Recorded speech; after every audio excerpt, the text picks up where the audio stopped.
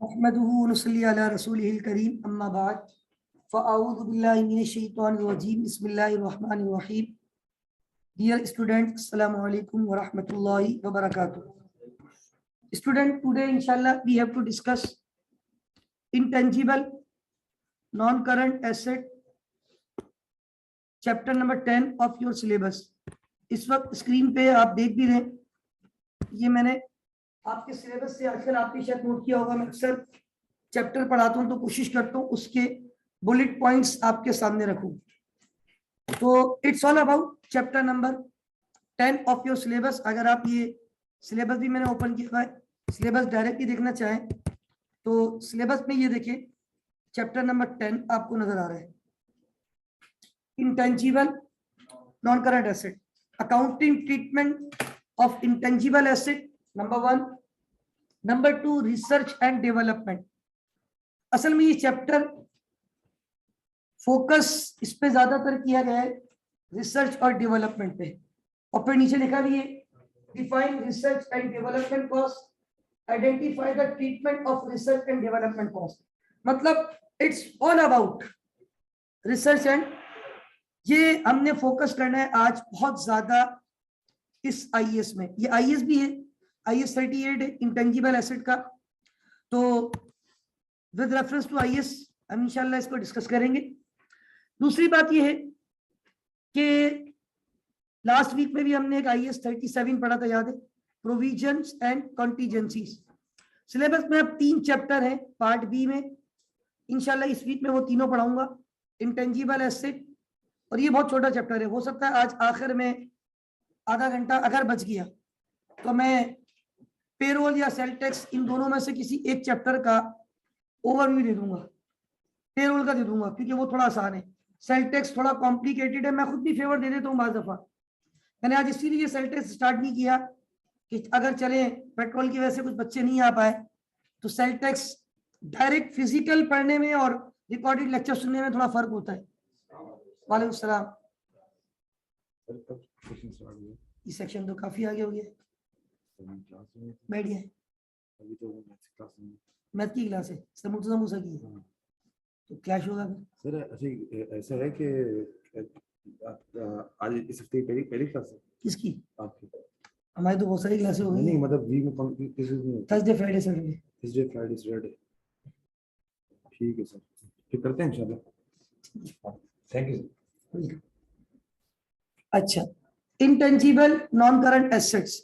अब ये जो इंटेंजिबल नॉन करंट एसेट्स है, ये बेसिकली हमारे पास आईएएस 38। दूसरी बात ये है कि अभी मैं ये कह रहा था कि इंशाल्लाह हो सकता है टाइम अगर बच गया आखिर में तो मैं थोड़ा बहुत स्टार्ट कर दूंगा पेरोल, और फिर कल पेरोल खत्म करके इंशाल्लाह सेल टैक्स, परसों तक इंशाल्लाह ये तीनों चैप्टर हो जाएंगे। फिर 2 चैप्टर और हैं सेक्शन बी में, लेकिन वो लिंक है फाइनल अकाउंट से, तो हम अल्टीमेटली इंशाल्लाह अगले हफ्ते फाइनल अकाउंट की फिजाओं में दाखिल हो जाएंगे, इनडायरेक्टली नॉट डायरेक्टली।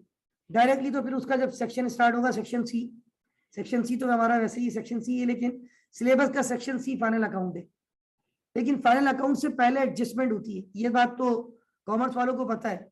जब फाइनल अकाउंट के सवाल करते हैं तो पहले आपको क्या आनी चाहिए, उसकी एडजस्टमेंट्स। तो एडजस्टमेंट आपके फाइनल अकाउंट का पहला स्टेप होता है। तो हम एडजस्टमेंट से होते हुए फाइनल अकाउंट की तरफ जाएंगे इंशाल्लाह। Now we have to start, and the chapter today we are going to start is chapter number 10, that is intangible non current assets। अभी मैंने कहा था इस चैप्टर पे कौन सा आईएएस है, किसी को याद है? आईएएस 38।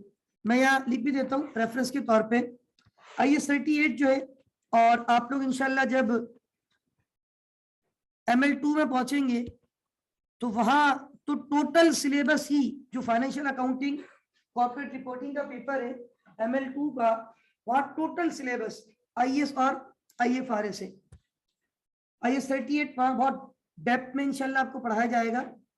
यहाँ पर basic accounting treatment of intangible assets. अब मैं अगर बात करूं कि इंटेंजिबल एसेट्स किसको कहा जाता है, तो देखिए हम ये बात शुरू में कर चुके। मेरी आदत है मैं बिल्कुल शुरू में जब बच्चों को एसेट पढ़ाता हूं तो एसेट की क्लासिफिकेशन बताता हूँ, करंट और फिर नॉन करंट की क्लासिफिकेशन बताता हूँ, टेंजिबल और इनटेंजिबल नॉन करंट एसेट। मतलब हम जिस चैप्टर की तरफ आज आगे बढ़ रहे हैं उस चैप्टर को मैं यूं कह सकता हूं समझाने के लिए, जैसे एसेट, और एसेट के अंदर दो टाइप होती है, कौन कौन सी? एक होती है करंट और एक होती है नॉन करंट। अच्छा, नॉन करंट के अंदर भी कितनी टाइप होती है, कौन कौन सी? एक होती है टेंजिबल और एक होती है इनटेंजिबल। तो बात यह है, हमारे पास अगर मैं आपको मिसाल दूं, मैंने एक चैप्टर पढ़ाया था और उस चैप्टर पे हमने आईएस का रेफरेंस भी दिया था, आईएस 2। क्या किसी को आईएस 2 चैप्टर का नाम याद है? Very good, inventory. मैंने इन्वेंट्री का जिक्र क्यों किया? इन्वेंट्री भी एसिड है, लेकिन इन्वेंट्री करंट एसिड है। कौन सा एसिड है? वो आईएस 2 था। अच्छा, मैंने एक और आईएस का रेफरेंस दिया था डेप्रिसिएशन के चैप्टर में, आईएस 16 प्रॉपर्टी प्लांट इक्विपमेंट। वो टेंजिबल नॉन करंट एसिड है। Depreciation tangible non current acid. Depreciation किस पे चार्ज होता है? टेंजिबल, सिर्फ टेंजिबल नॉन करंट एसिड। अब आ जाओ, यानी हमने आईएस 2 पढ़ा था current asset for inventory, IS 16 पढ़ा था tangible non current asset property plant equipment. Now we are going to discuss, we have to discuss today intangible non-current asset, and that is IS intangible non-current asset, that is IS 38। अब ये intangible non-current asset क्या है? देखिए, ये बात तो मैं पहले भी बता चुका हूं कि जो intangible है इसका मतलब है वो विदाउट फिजिकल एग्जिस्टेंस, मतलब वो एसेट जो फिजिकली एग्जिस्टेंस नहीं रखता। अब इन्वेंट्री क्या होती है? प्रोडक्ट। एक बंदा ये फर्नीचर बेचता है, वैसे तो हम कहते हैं ये नॉन करंट एसेट है। फर्नीचर क्या है? और टेंजिबल है, इनटेंजिबल? टेंजिबल, इसको हम टच कर सकते हैं।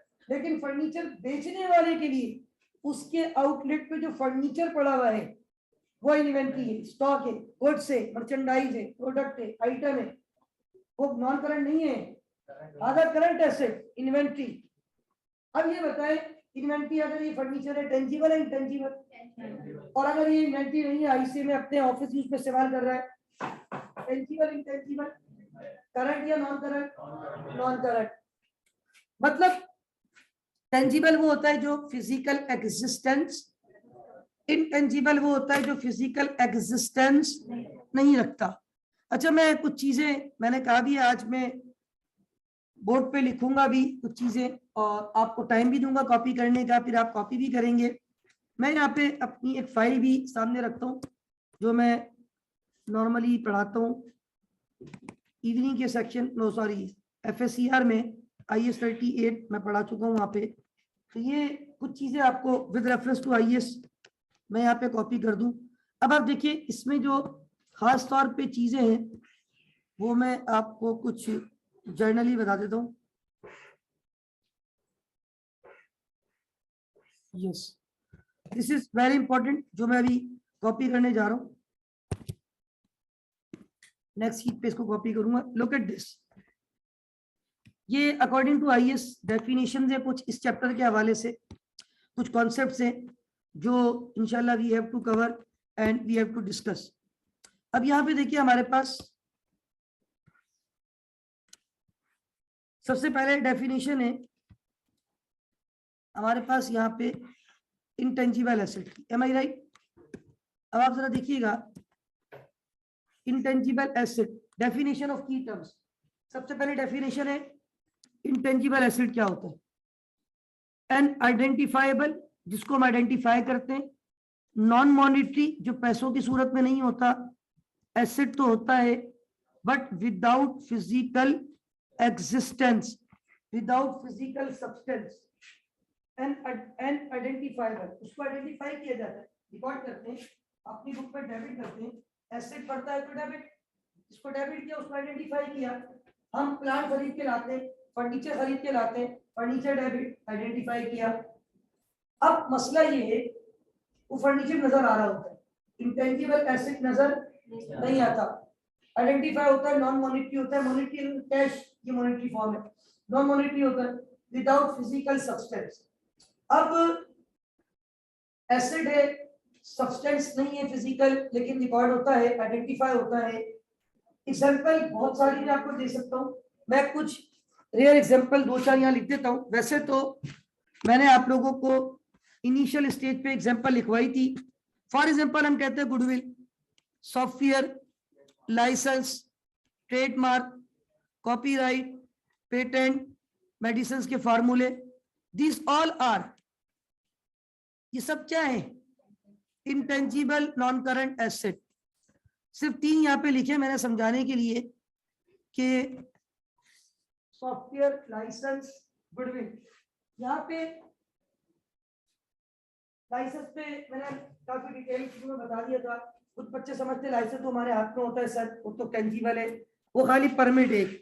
असल जो आपकी लाइसेंस की गवर्नमेंट ने आपको स्टैम्प लगा के दी है, उसकी कहीं एक्सिस्टेंस सॉफ्टवेयर भी नजर नहीं आता। इस मोबाइल में पता नहीं कितने सॉफ्टवेयर है नजर, without physical existence. Software, license, copyright, trademark, goodwill etcetera. अब एसेट क्या होता है? We know very well, already we have discussed, a resource controlled by the entity as a result of past event and from which future economic benefits are expected to flow to the entity. Research किसको कहते हैं? Original and planned investigation undertaken with the prospect of gaining new scientific or technical knowledge and understanding. अब why we are going to discuss research here? पहले तो देखिए हम पढ़ रहे हैं topic intangible non current asset. 3 अल्फाज हैं। इंटेंजिबल का मतलब विदाउट फिजिकल एग्जिस्टेंस, एसेट का मतलब आपकी रिसोर्स, नॉन करंट का मतलब जिसकी लाइफ, जिसके बेनिफिट मोर देन 1 ईयर हो, मोर देन 1 ईयर हो। अब सॉफ्टवेयर, लाइसेंस, डेफिनेटली ये वो एसेट्स होते हैं जो लॉन्ग लाइफ एसेट्स होते हैं, यानी आपकी रिसोर्स हो बट विदाउट फिजिकल एग्जिस्टेंस हो और उसके फ्यूचर बेनिफिट्स 1 साल से ज्यादा हो, तो वो आपके लिए इंटेंजिबल एसेट बन जाता है। एसेट की डेफिनेशन ऑलरेडी पढ़ चुके थे, फिर यहाँ डिस्कस कर ली। अब ये रिसर्च और डेवलपमेंट क्या है? असल में रिसर्च और डेवलपमेंट को समझाने से पहले कुछ पॉइंट्स हैं जो आपकी खिदमत में पेश करना बहुत जरूरी है। यहाँ पे उन पॉइंट्स में देखिए, हमारे पास सबसे पहले अगर बात की जाए कि हम जब कोई कॉस्ट इनकट करते हैं, और आई थिंक ये मैंने शुरू में बताया होगा, हम कॉस्ट को कितने हिस्सों में डिवाइड कर रहे होते हैं? 2। कोई भी एक्सपेंस करते हैं, वो एक्सपेंस हमारा 2 हिस्सों में डिवाइड होता है। Number 1 is capital expenditure and number 2 is revenue expenditure. एक कौन सा एक्सपेंडिचर होता है? कैपिटल एक्सपेंडिचर, और दूसरा, इस चैप्टर में इन 2 अल्फाज का बहुत हद तक अमल दखल है। अभी आगे आप देखेंगे हम इन 2 वर्ड को बहुत एक्सिस फोकस करेंगे। कौन कौन से 2 word? Capital expenditure and revenue expenditure. How can we differentiate between capital expenditure and revenue expenditure? सबसे पहले इस कॉन्सेप्ट का क्लियर होना जरूरी है। Shahnawaz, can you tell me how can we differentiate between capital expenditure and revenue expenditure? ये वो concept है जो आपकी जिंदगी में बीइंग अकाउंटेंट, अगर आपको नहीं पता ना, समझ लें आप यूजलेस हैं, आप बेकार हैं। और ये मैं बता चुका हूं, और you should know, everyone should know. Laiba, you know how can we differentiate? नहीं, उस क्लास में नहीं थी, रिकॉर्डिंग मैंने भेजी है। रिकॉर्डिंग सुना करें, देखिए, चीजें कवर करें। वक्त गुजर जाएगा, मैं हकीकत बता रहा हूँ, कोई फायदा नहीं होगा, आप लोग पीछे रह जाएंगे। आपके पीछे रहने से मेरा कोई नुकसान नहीं होता, अल्हम्दुलिल्लाह मुझे पूरे पैसे मिलते हैं। इवन खुदा ना खास्ता पूरी क्लास भी अल्लाह ना करे फेल हो जाए, तब भी हमारी सैलरी पे 1 रुपए का फर्क नहीं आता। तो याद रखिए, आप लोग पास होंगे। कल को मिसाल देते हैं, हमारा फलाना स्टूडेंट उसकी पोजीशन आई थी, हमारा फलाना स्टूडेंट पहली अटेम्प्ट में तीनों पेपर पास करके गया था। तो आप लोग रिकॉर्डिंग सुने, इतनी फेवर मैंने आपको दी हुई है, अब सुने। ये समझ लीजिए पूरा चैप्टर इसी पे घूमेगा और ये सबको पता होना चाहिए। तो मैंने 2 से सवाल किए, एक ने बॉयज को रिप्रेजेंट किया, एक ने गर्ल्स को। क्या कोई नॉन कॉमर्स ऐसा है इस क्लास में राइट नाउ, नॉन कॉमर्स कह रहा हूं, जो मुझे इस बात का आंसर दे सके कि what is the difference between capital expenditure and revenue expenditure? Non commerce, non commerce, non commerce. Oh my god, no one is there. तो this is one of the disadvantage of providing recordings. एक तो recording भी दे रहा हूं, उसके बाद भी नहीं चीजें पता चल रही है। फिर आप बात ये कि देखिए, यकीन करें आपसे कोई सवाल पूछ लेना कि आपको यही नहीं पता, आप बोलेंगे यार आप कौन से टीचर से पढ़ रहे हैं भाई। अब ऐसा लगेगा टीचर ने नहीं पढ़ाया। वो तो शुक्र है मैंने रिकॉर्डिंग की हुई है। अब कोई मुझे सवाल भी करेगा तो मैं बोलूंगा भाई रिकॉर्डिंग सुन लो यार, मैंने तो सब कुछ बताया था। बच्चा ही नहीं पढ़ना चाहता, वो खुद फेल होना चाहता है, तो इसमें टीचर का कोई कसूर नहीं है। ये आपकी जिंदगी में सुन ले, बीइंग अकाउंटेंट इतना जरूरी है आपको पता होना कि समझ ले, इसके बगैर तो आप अकाउंटिंग हिला दोगे। आप तो कंपनी वाले में sorry sir number you have dial is not responding at the moment. आप यकीन करें, बात बच्चे बेचारे यार वो क्वालिफाई भी कर गए, मैं उनको भेजता हूँ, लेकिन ऐसा रिस्पॉन्स आता है ना पीछे से यार, मुझे अफसोस भी होता है, हालांकि वो बेचारा बड़ा जरूरतमंद भी है। एक बच्चा क्वालिफाई हो गया लेकिन अनफॉर्चुनेटली कुछ चीजें वो नहीं पढ़ सका। अब उससे पूछते इंटरव्यू में, वो नहीं बता पाता। 2 दफा मेरे साथ सीन हो चुका है। मैं उसको भेजता हूँ, पीछे से जवाब आता है कि यार मतलब हम नहीं रख सकते इसको। बात ये कि यार आप चीजें, ये कुछ चीजें मैं बताऊं ना, उनको सीरियस लिया करें, सुना करें, पढ़ा करें।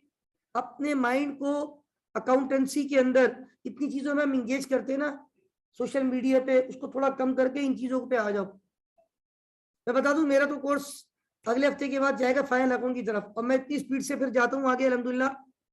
मैं इंशाल्लाह बाय मिड ऑफ जैन मुझे लगता है कि इंशाल्लाह आपको फ्री कर दूंगा। फिर बाकी आपने करना है जो कुछ करना है। उसके बाद यकीन करेंगे, आप कॉल भी करेंगे, मैं शायद कॉल भी रिसीव नहीं कर सकूंगा। आप मैसेज करोगे मैं जवाब नहीं दे सकूंगा, क्योंकि मेरे मोबाइल पे इतने मैसेज आते हैं, आप लोगों ने नोट किया होगा, मैं नहीं दे पाता जवाब। मेरी मसरूफियत होती है, सारा दिन क्लासें होती है। हाँ, जब हम क्लास में हैं, जब हम आपको पढ़ा रहे हैं, उस वक्त सवाल पूछो, उस वक्त पढ़ के आओ। अब सुन लो डिफरेंस क्या है, और ये जहन में बिठा लेना। एक्सपेंडिचर बोलते हैं खर्चे को, कॉस्ट को। कैपिटल एक्सपेंडिचर वो खर्चा जिसका फायदा 1 साल से ज्यादा हो। रेवेन्यू एक्सपेंडिचर वो खर्चा जिसका फायदा 1 साल से कम हो। ये बात कितनी दफा मैंने बताई है, कितनी एग्जांपल दिए। इस क्लास में खड़े खड़े एग्जांपल दूंगा। ये स्प्लिट है, मुझे स्प्लिट खरीदना है, फ्री में मिलेगा, पैसों से मिलेगा। एक्सपेंडिचर है या नहीं है, कॉस्ट लग रही है नहीं लग रही है, क्या ये मैं लेकर आऊंगा 2 महीने बाद फिर लेकर आऊंगा? इज दिस कैपिटल एक्सपेंडिचर और revenue expenditure? Capital expenditure. Now capital expenditure are those expenditure whose expected benefits to be received during more than one accounting period. अब ये स्प्लिट चल रहा है, चल रहा है, चल रहा है, ऑल इज वेल। साल हो गया, 2 साल हो गए, दूसरे साल सर्दी आ गई, बंद कर दिया। उसके बाद जब गर्मी आई, इसको ऑन किया तो नहीं हो रहा था। हम समझे कोई खुदा ना खासा खराब हो गया है। एक बंदा आया, बड़ा ईमानदार था, उसने बोला थोड़ा सा मसला है, सर्विस करूंगा, 200 रुपए 300 रुपए लूंगा। और उसने 200-300 रुपए 500 रुपए ले लिए, चले गए सर्विस करके, ऑन हो गया। अब ये बताओ, ये 200-500 रुपए दिए, is this capital expenditure revenue? Revenue, छोटा मोटा एक्सपेंस। हाँ, वो आगे कहता है कंप्रेसर खराब हो गया है, नया कंप्रेसर लगा दो, अब वो उसकी लाइफ बढ़ा देगा, वो कैपिटल एक्सपेंडिचर है। गाड़ी को वॉश करवाते हैं 1000 रुपए लगते हैं यार, ये भी ज्यादा मतलब मिसाल दे रहा हूँ, नॉर्मली छोटी गाड़ी हो तो 800-1000 रुपए। आज तो कंपटीशन है, लोग 600 700 800 1000 रुपए लगा लो यार। हर जिसकी ट्रेवलिंग ज्यादा है, हर 2-4 महीने में वो वॉश करवा रहा है, तो क्या ये कैपिटल है रेवेन्यू है? ऐसा तो नहीं आपने वॉश करवाई 2 साल की जान छूट गई। हाँ, खुदा ना खास्ता इंजन आपका खराब हो जाए, इंजन को चेंज करवा लो, अब इसकी लाइफ बढ़ जाती है। अब ये कौन सा एक्सपेंडिचर है? तो भाई ये चीज अपने जहन में बिठा दो, और ये हर चैप्टर में काम आती है, not only this chapter. This is general accounting concept, and we must know difference between capital expenditures and revenue expenditures. अच्छा, अब हमारे पास नेक्स्ट जो है वो रिसर्च और डेवलपमेंट की बात करनी है, लेकिन उससे पहले अब आप एक जहन में बात लेकर आए।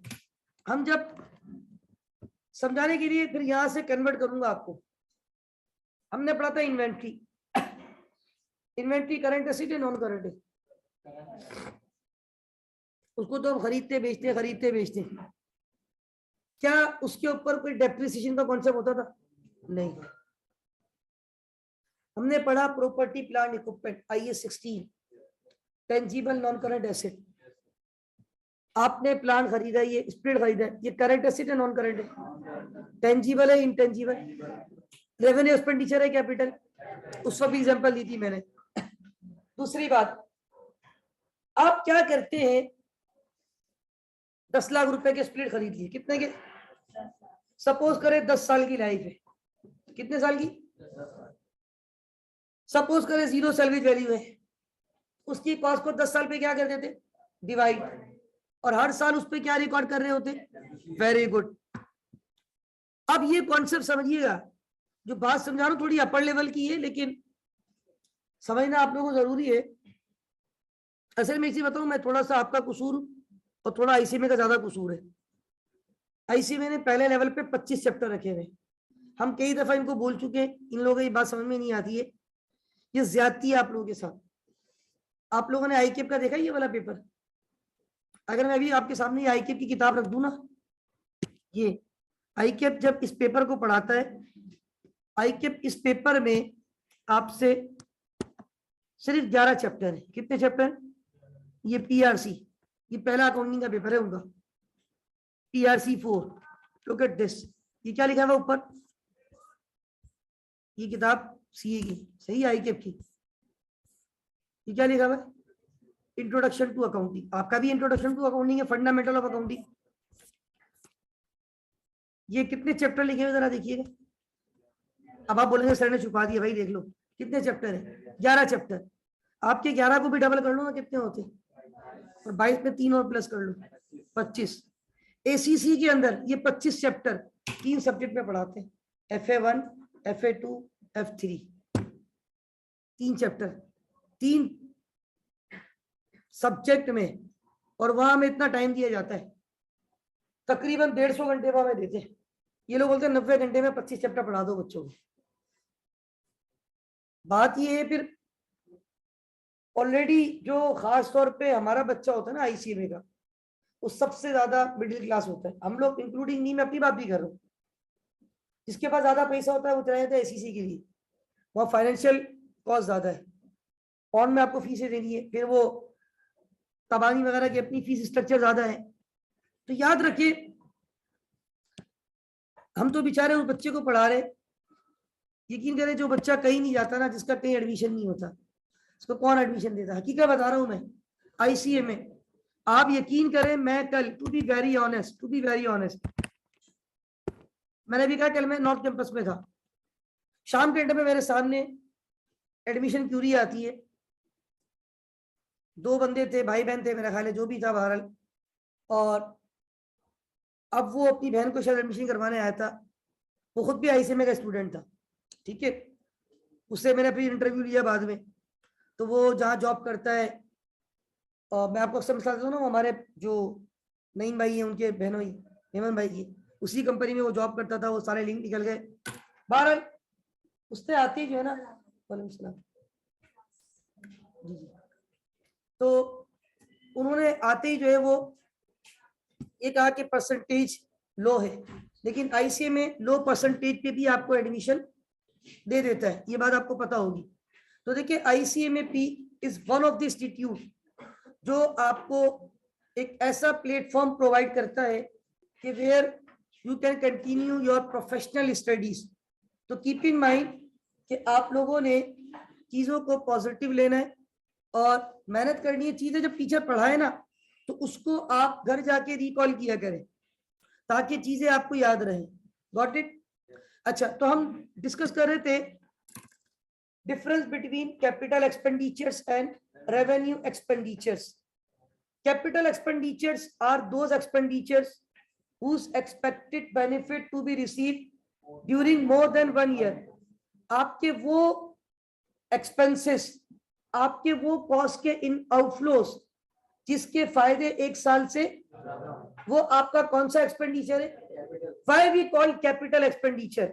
Why there is a difference between capital and revenue expenditure? Are those expenditure whose expected benefit to be received during 1 year?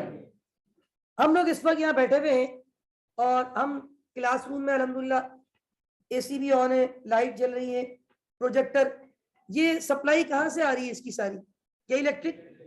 क्या इलेक्ट्रिक हर महीने आईसी में को एक बिल देता है? क्या वो बिल हम हर महीने पे कर देते हैं? अब वो बिल एक दफा पे करे तो क्या उस, अस्सलाम वालेकुम सर। जी सर। ओ माय गॉड, वाइज आप लोग चेयर्स दे दीजिएगा, 2 चेयर सर, ये नहीं आगे से दे देते, दोनों आगे से दे दें सर। Thank you sir.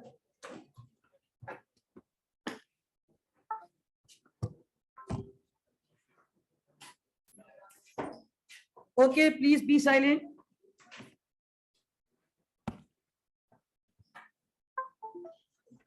अच्छा, हम डिस्कस ये कर रहे थे कि हमारे जो एक्सपेंडिचर्स हैं, first of all we must know difference between capital expenditures and revenue expenditures.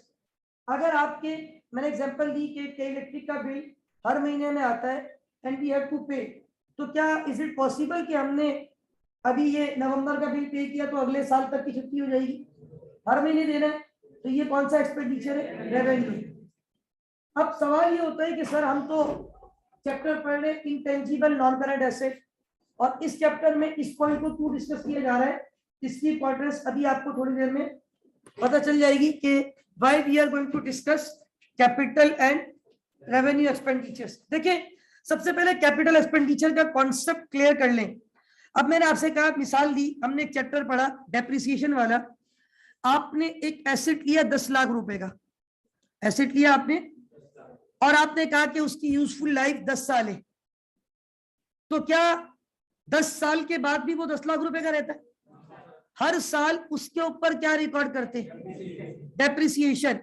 अब ये जो डेप्रिसिएशन थी ना, जो हम उस पर रिकॉर्ड करते थे, basically depreciation is known as capitalisation.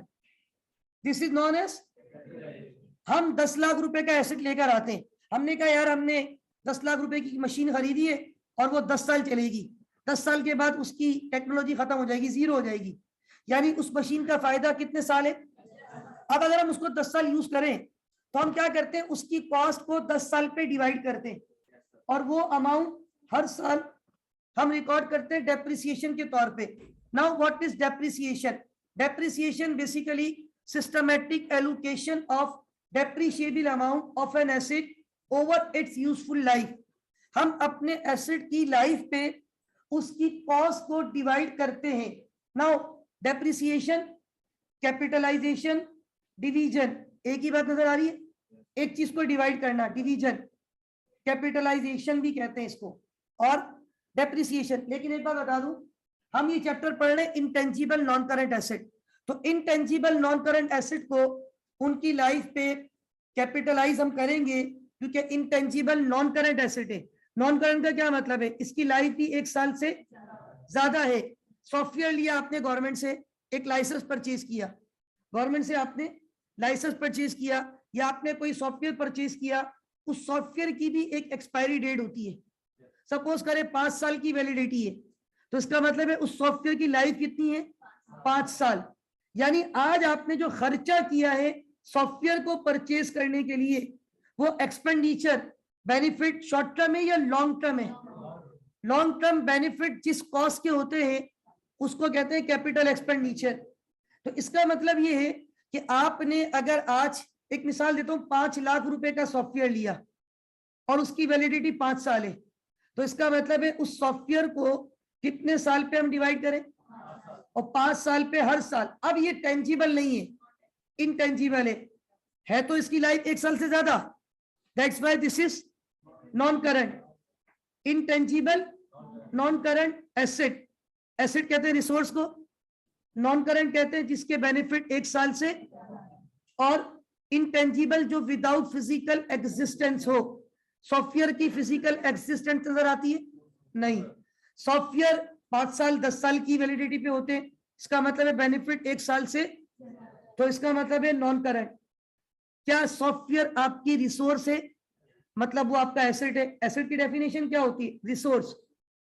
अब आपने एक सॉफ्टवेयर लिया और उसकी लाइफ आपने कहा कि वैलिडिटी 5 साल है, 5 लाख रुपए का लिया है, तो इसका मतलब है इस 5 लाख रुपए की कॉस्ट का बेनिफिट आपको आने वाले कितने साल मिलेगा? तो इसका मतलब है अब इसकी कॉस्ट को, अब ये क्या हुआ? कैपिटल एक्सपेंडिचर हुआ, रेवेन्यू?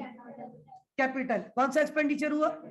अब इसकी कॉस्ट को 5 साल पे डिवाइड करके कैपिटलाइज किया जाएगा। इसकी कॉस्ट को 5 साल पे डिवाइड करके कैपिटलाइज किया जाएगा in the form of amortization. एक होता है डेप्रिसिएशन और एक होता है एमोटाइजेशन। तो डेप्रिसिएशन बेसिकली, ये आप देखें, लुक एट दिस, ये डेफिनेशन नजर आ रही है। What is this? Amortization, systematic allocation of depreciable amount of an intangible asset over its expected useful life. 5 lakh रुपए का लाइसेंस लिया, 5 साल की लाइफ है, 5 पे डिवाइड कर दिया, हर साल कितने से एमोटाइज हो रहा है? 1 लाख। पहले साल आपने कहा आपका एसेट 5 लाख रुपए का है, 1 साल गुजरा। फॉर एग्जांपल मैं एक टाइमलाइन से आपको समझा देता हूं कि आपने सपोज करें कि ये उसकी लाइफ, ठीक है, और यहाँ पे आपने सपोज करें एसेट परचेज किया था, ये आपका 2016, 2017, 2018 और 2019 और ये असल में ये 2019-20 बेसिकली कोविड की वजह से साल छोटे हो गए, मतलब उसमें काम थोड़ा कम हुआ है, ठीक है। तो बहरहाल क्योंकि 2019 के एंड से कोविड के इम्पैक्ट्स आना शुरू हुए थे, बहरहाल ये 5 साल की लाइफ है। 2016 Jan 1 आपने सॉफ्टवेयर खरीदा, कितने का खरीदा सॉफ्टवेयर? 500,000। सॉफ्टवेयर क्या आपका एसेट है? एसेट। फैन ऑन करना है, फैन ऑन कर दीजिएगा। एसी नहीं चल रहा, ये वाला चल रहा है, ये नहीं, या शाह भाई को बुला के लिया। पीछे वाला एसी बंद है क्या? या शाह भाई को बुला के लिया। ऑन हो गया फैन? ओके। हमने एक एसेट परचेज किया, सॉफ्टवेयर कितने का परचेज किया? ये बताएं क्या सॉफ्टवेयर, सबसे पहले देखो सॉफ्टवेयर एसेट है या नहीं। हम चैप्टर पढ़ रहे, सबसे पहले इस चीज को क्लियर कीजिएगा। हम पढ़ रहे IAS 38 सिलेबस का चैप्टर नंबर 10 और उसका नाम है intangible non current asset. Current asset का चैप्टर हम पढ़ चुके, inventory. Tangible non current asset का चैप्टर पढ़ चुके, चैप्टर 9 था सिलेबस का, जिसपे हमने डेप्रिसिएशन रिकॉर्ड किया था। आज हम पढ़ रहे इंटेंजिबल नॉन करंट एसेट, यानी 3 in 1 एसेट हो। नंबर 2, हर एसेट नॉन करंट नहीं होता। क्या इन्वेंट्री नॉन करंट है? नॉन करंट तो वो है जिसके फायदे, जिसके बेनिफिट 1 साल से। इन्वेंट्री तो करंट एसेट है, खरीदते बेचते खरीदते बेचते। इसी तरह मार्कर रखा हुआ होता क्लास में, वो करंट एसेट है, ठीक है। ये पानी की बोतल है, ये तो आप इस्तेमाल करते खत्म हो जाता है। हाँ, ये स्प्लिट है, ये रोस्टम है, व्हाइट बोर्ड है, मल्टीमीडिया है, चेयर्स है, ये सब नॉन करंट है। लेकिन हर नॉन करंट एसेट इंटेंजिबल, ये सारे टेंजिबल है। तो आज हम जिस चैप्टर को पढ़ रहे हैं, सबसे पहले आपको ये क्लियर होना चाहिए कि इसमें हम जिसको भी फोकस करेंगे, जिसकी अकाउंटिंग डिस्कस करेंगे, वो 3 in 1 होना चाहिए। नंबर 1 एसेट हो, उसके फायदे उसके बेनिफिट 1 साल से। Number 3 without physical existence, goodwill, software, license, copyright, trademark, medicine के फॉर्मूले, दीज ऑल आर इंटेंजिबल। ये सब इंटेंजिबल है, नजर नहीं आते। नॉन करंट, इन सब के बेनिफिट 1 साल से। एसेट्स, ये सब रिसोर्सेस है, क्योंकि एसेट की डेफिनेशन मैंने अभी यहाँ 2nd पेज पे आपको डिस्कस भी की थी। Look at this, asset is a resource controlled by the entity as a result of past event from which future economic benefits are expected to flow to the entity. This is the actual definition of asset. Asset आपकी resource होती है, आपके control में होती है, as a result of past event होती है। Future का आप हर एसेट पे ये डेफिनेशन पूरी उतरेगी।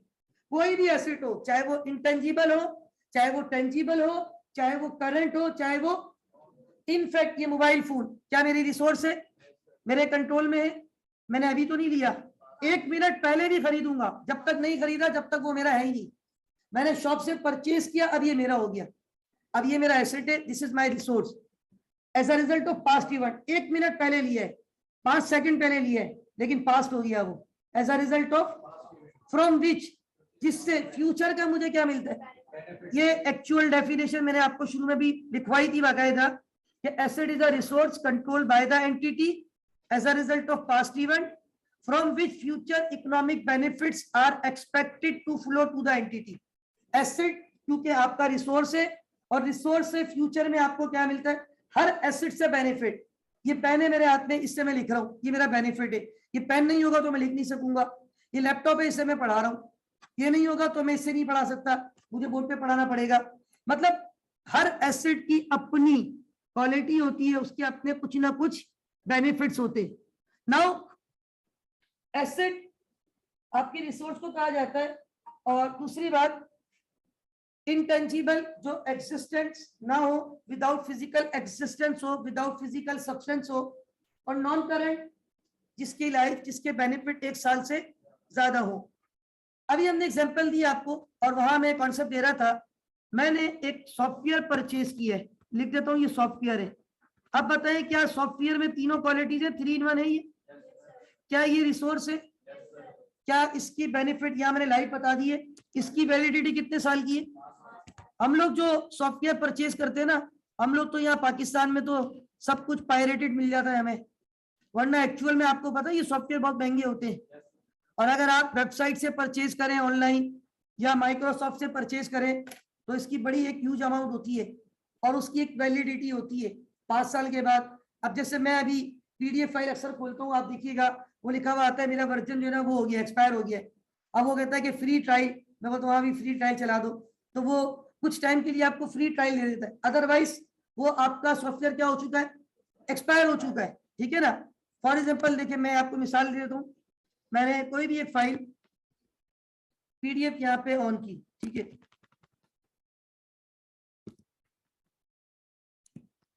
समटाइम ये डायरेक्टली खोल देता है, समटाइम वो एरर। अच्छा ये देखिए आ गया, ये आपको क्या कह रहा है कि your nitro pro trial has expire, activate करवा दो, ऑफर वैलिड है 6 दिसंबर 2021 तक। ठीक है ना। वो कुछ पता नहीं कह रहे हैं हमने ये नो लॉन्गर, हम ये अपनी चार्जेस 40% ऑफ है। अच्छा भाई, यदि 40% ऑफ हो गया और बाय 1 गेट 1 फ्री नहीं, लेकिन 40% ऑफ है, अब मैंने कहा नहीं फिलहाल तो भाई मुझे खरीदना नहीं है, अभी आप ये ट्रायल वर्जन ही चलाते रहे। तो अब मुझे बताएं, ये सॉफ्टवेयर हम तो इस्तेमाल कर लेते हैं, आपको पता है ये विंडोज वगैरह हम जो इंस्टॉल करते हैं ये अलाउ नहीं होता। मैं एक चीज आपको और बता दूं, ये जो आप लोग तो अभी चले ICMA के अंदर पढ़ रहे हैं, कवानीस वगैरह में हम जब पढ़ाते हैं और वहां पे जी लड़िए, तो TSA वगैरह में खासतौर पे ACC वगैरह की जो क्लासेस होती है, वहां पे हमारे पास जो बच्चों को बुक हम देते हैं ना, अगर वो बच्चा फोटो कॉपी बुक से पढ़ता है ना, और अगर ACC वाले आ गए और उन्होंने देख लिया कि ये बच्चे फोटो कॉपी बुक से पढ़ रहे, आप वो पता है एक तो पेनल्टी लगेगी, इंस्टीट्यूट के ऊपर पेनल्टी लगेगी। दूसरी बात, हो सकता है वो उनको उनका लाइसेंस भी खुदा ना खास्ता, क्योंकि वो ये अलाउ नहीं होती हमारे यहाँ। तो हम हर बुक जो है ना फोटो कॉपी ले आते हैं पायरेटेड, ये ऑफिशियली अलाउ नहीं होता। हम वो CD ले लेते हैं 25-50 रुपए की। मैं एक्चुअल में मैं जहाँ जॉब करता था, कई दफा मैंने आपको कहा वो HP, अब HP के जो लैपटॉप प्रिंटर हम लोग बेचते थे हमारी कंपनी, तो हम जब पहली बात तो हम जो सेल करते थे जनरल कस्टमर नहीं थे, हमारे कॉर्पोरेट क्लाइंट थे, बड़ी बड़ी कंपनी थी, तो वो हमसे जब खरीदती थी लैपटॉप प्रिंटर, तो जब हमको सॉफ्टवेयर देते थे साथ में, वो सॉफ्टवेयर भी लाइसेंस की के साथ देते थे, और उसकी एक एक्सपायरी डेट होती थी, और वो सॉफ्टवेयर 8-10 हजार रुपए का होता था, जो हम यहाँ 50 रुपए की CD लेते हैं। ये तो पायरेटेड होता है, ये तो एक्सपायर हो जाता है। वो उनका फिर जेन्युइन विंडोज की के साथ होता है। तो याद रखिए ये सॉफ्टवेयर आपकी रिसोर्स है, नंबर 1। नंबर 2, इसके बेनिफिट, इसकी लाइफ, इसकी वैलिडिटी 1 साल से यहाँ कितने साल है, 5 साल। तीसरी बात, इस सॉफ्टवेयर को हम देख नहीं सकते विदाउट फिजिकल एक्सिस्टेंस। अब 5 साल की वैलिडिटी है, 5 साल की कॉस्ट है, इसको 5 साल की लाइफ पे हम डिवाइड करके इसकी कॉस्ट को एलोकेट करते हैं and this is known as amortisation.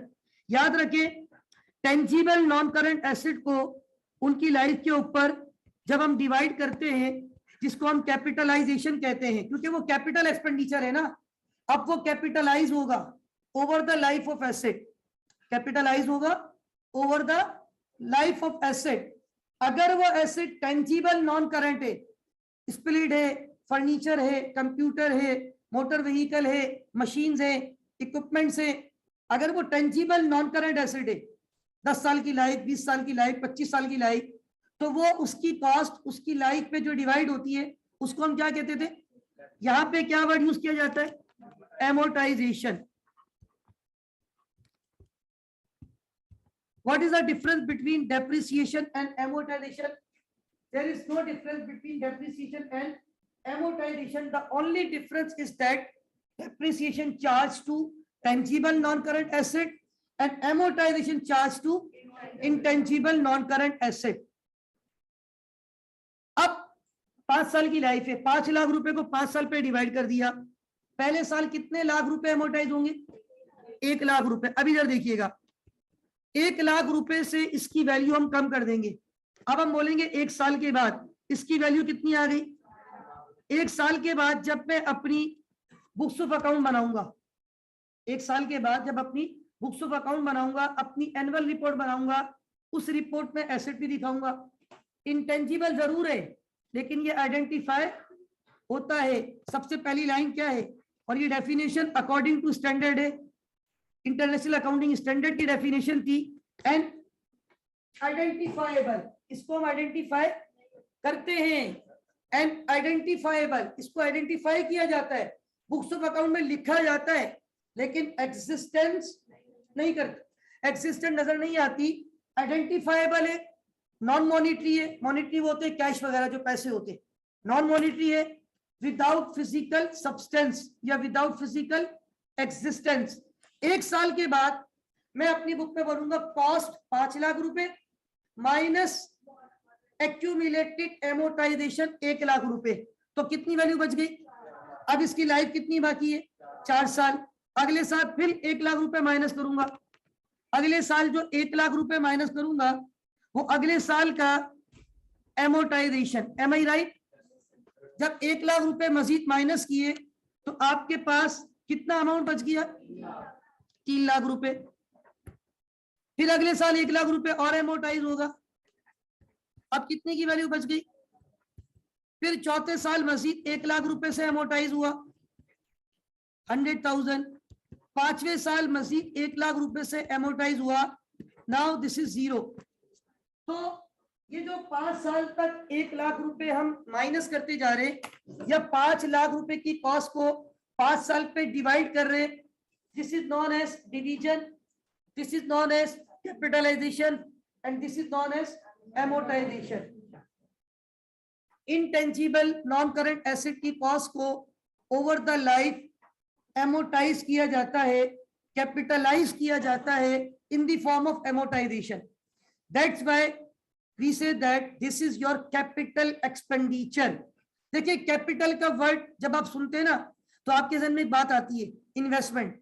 हम जब कारोबार शुरू करते हैं, ऑनर इन्वेस्टमेंट करता है, हम बोलते हैं कैश डेबिट कैपिटल क्रेडिट, क्योंकि ऑनर ने इन्वेस्टमेंट की है। तो ये जो लॉन्ग टर्म एसेट होते हैं ये भी तो इन्वेस्टमेंट है। वन टाइम परचेज करें 5 साल की छुट्टी, this is your investment capital, that's why known as capital expenditure. This is to be capitalized over the life of asset in the form of amortization if intangible. अगर tangible होता है तो capitalization होती है in the form of, got it? जी, सबको clear है ये point.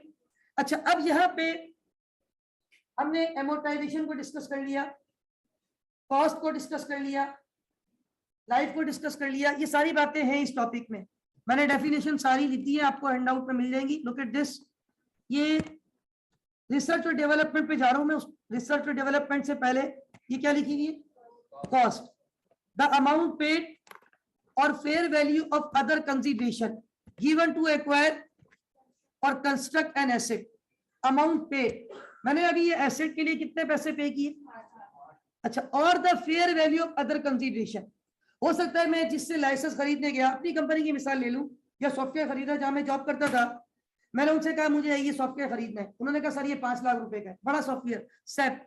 अब ये सैप जो है बड़ा सॉफ्टवेयर है, अब उन्होंने कहा सर ये 5 लाख रुपए का है। मैंने कहा यार मेरे पास तो 4 लाख रुपए हैं, और मेरे पास जो है ना एक लैपटॉप है, आप तो लैपटॉप बेचते, और ये मैंने बाहर से मंगवाया, बिल्कुल पैक है अभी, और ये मेरे पास बिल भी है, ये 1 लाख रुपए का मंगवाया है। उन्होंने चेक कर लिया मार्केट में, उसकी फेयर वैल्यू कितनी थी, fair value of other consideration given, fair value of other consideration given. बात दफा ये भी तो होता है ना कि आपने सारे पैसे कैश में नहीं दिए, कुछ कैश दे दिया और कोई और एसेट दे दिया, उसकी फेयर वैल्यू एक्सेप्ट हो जाती है।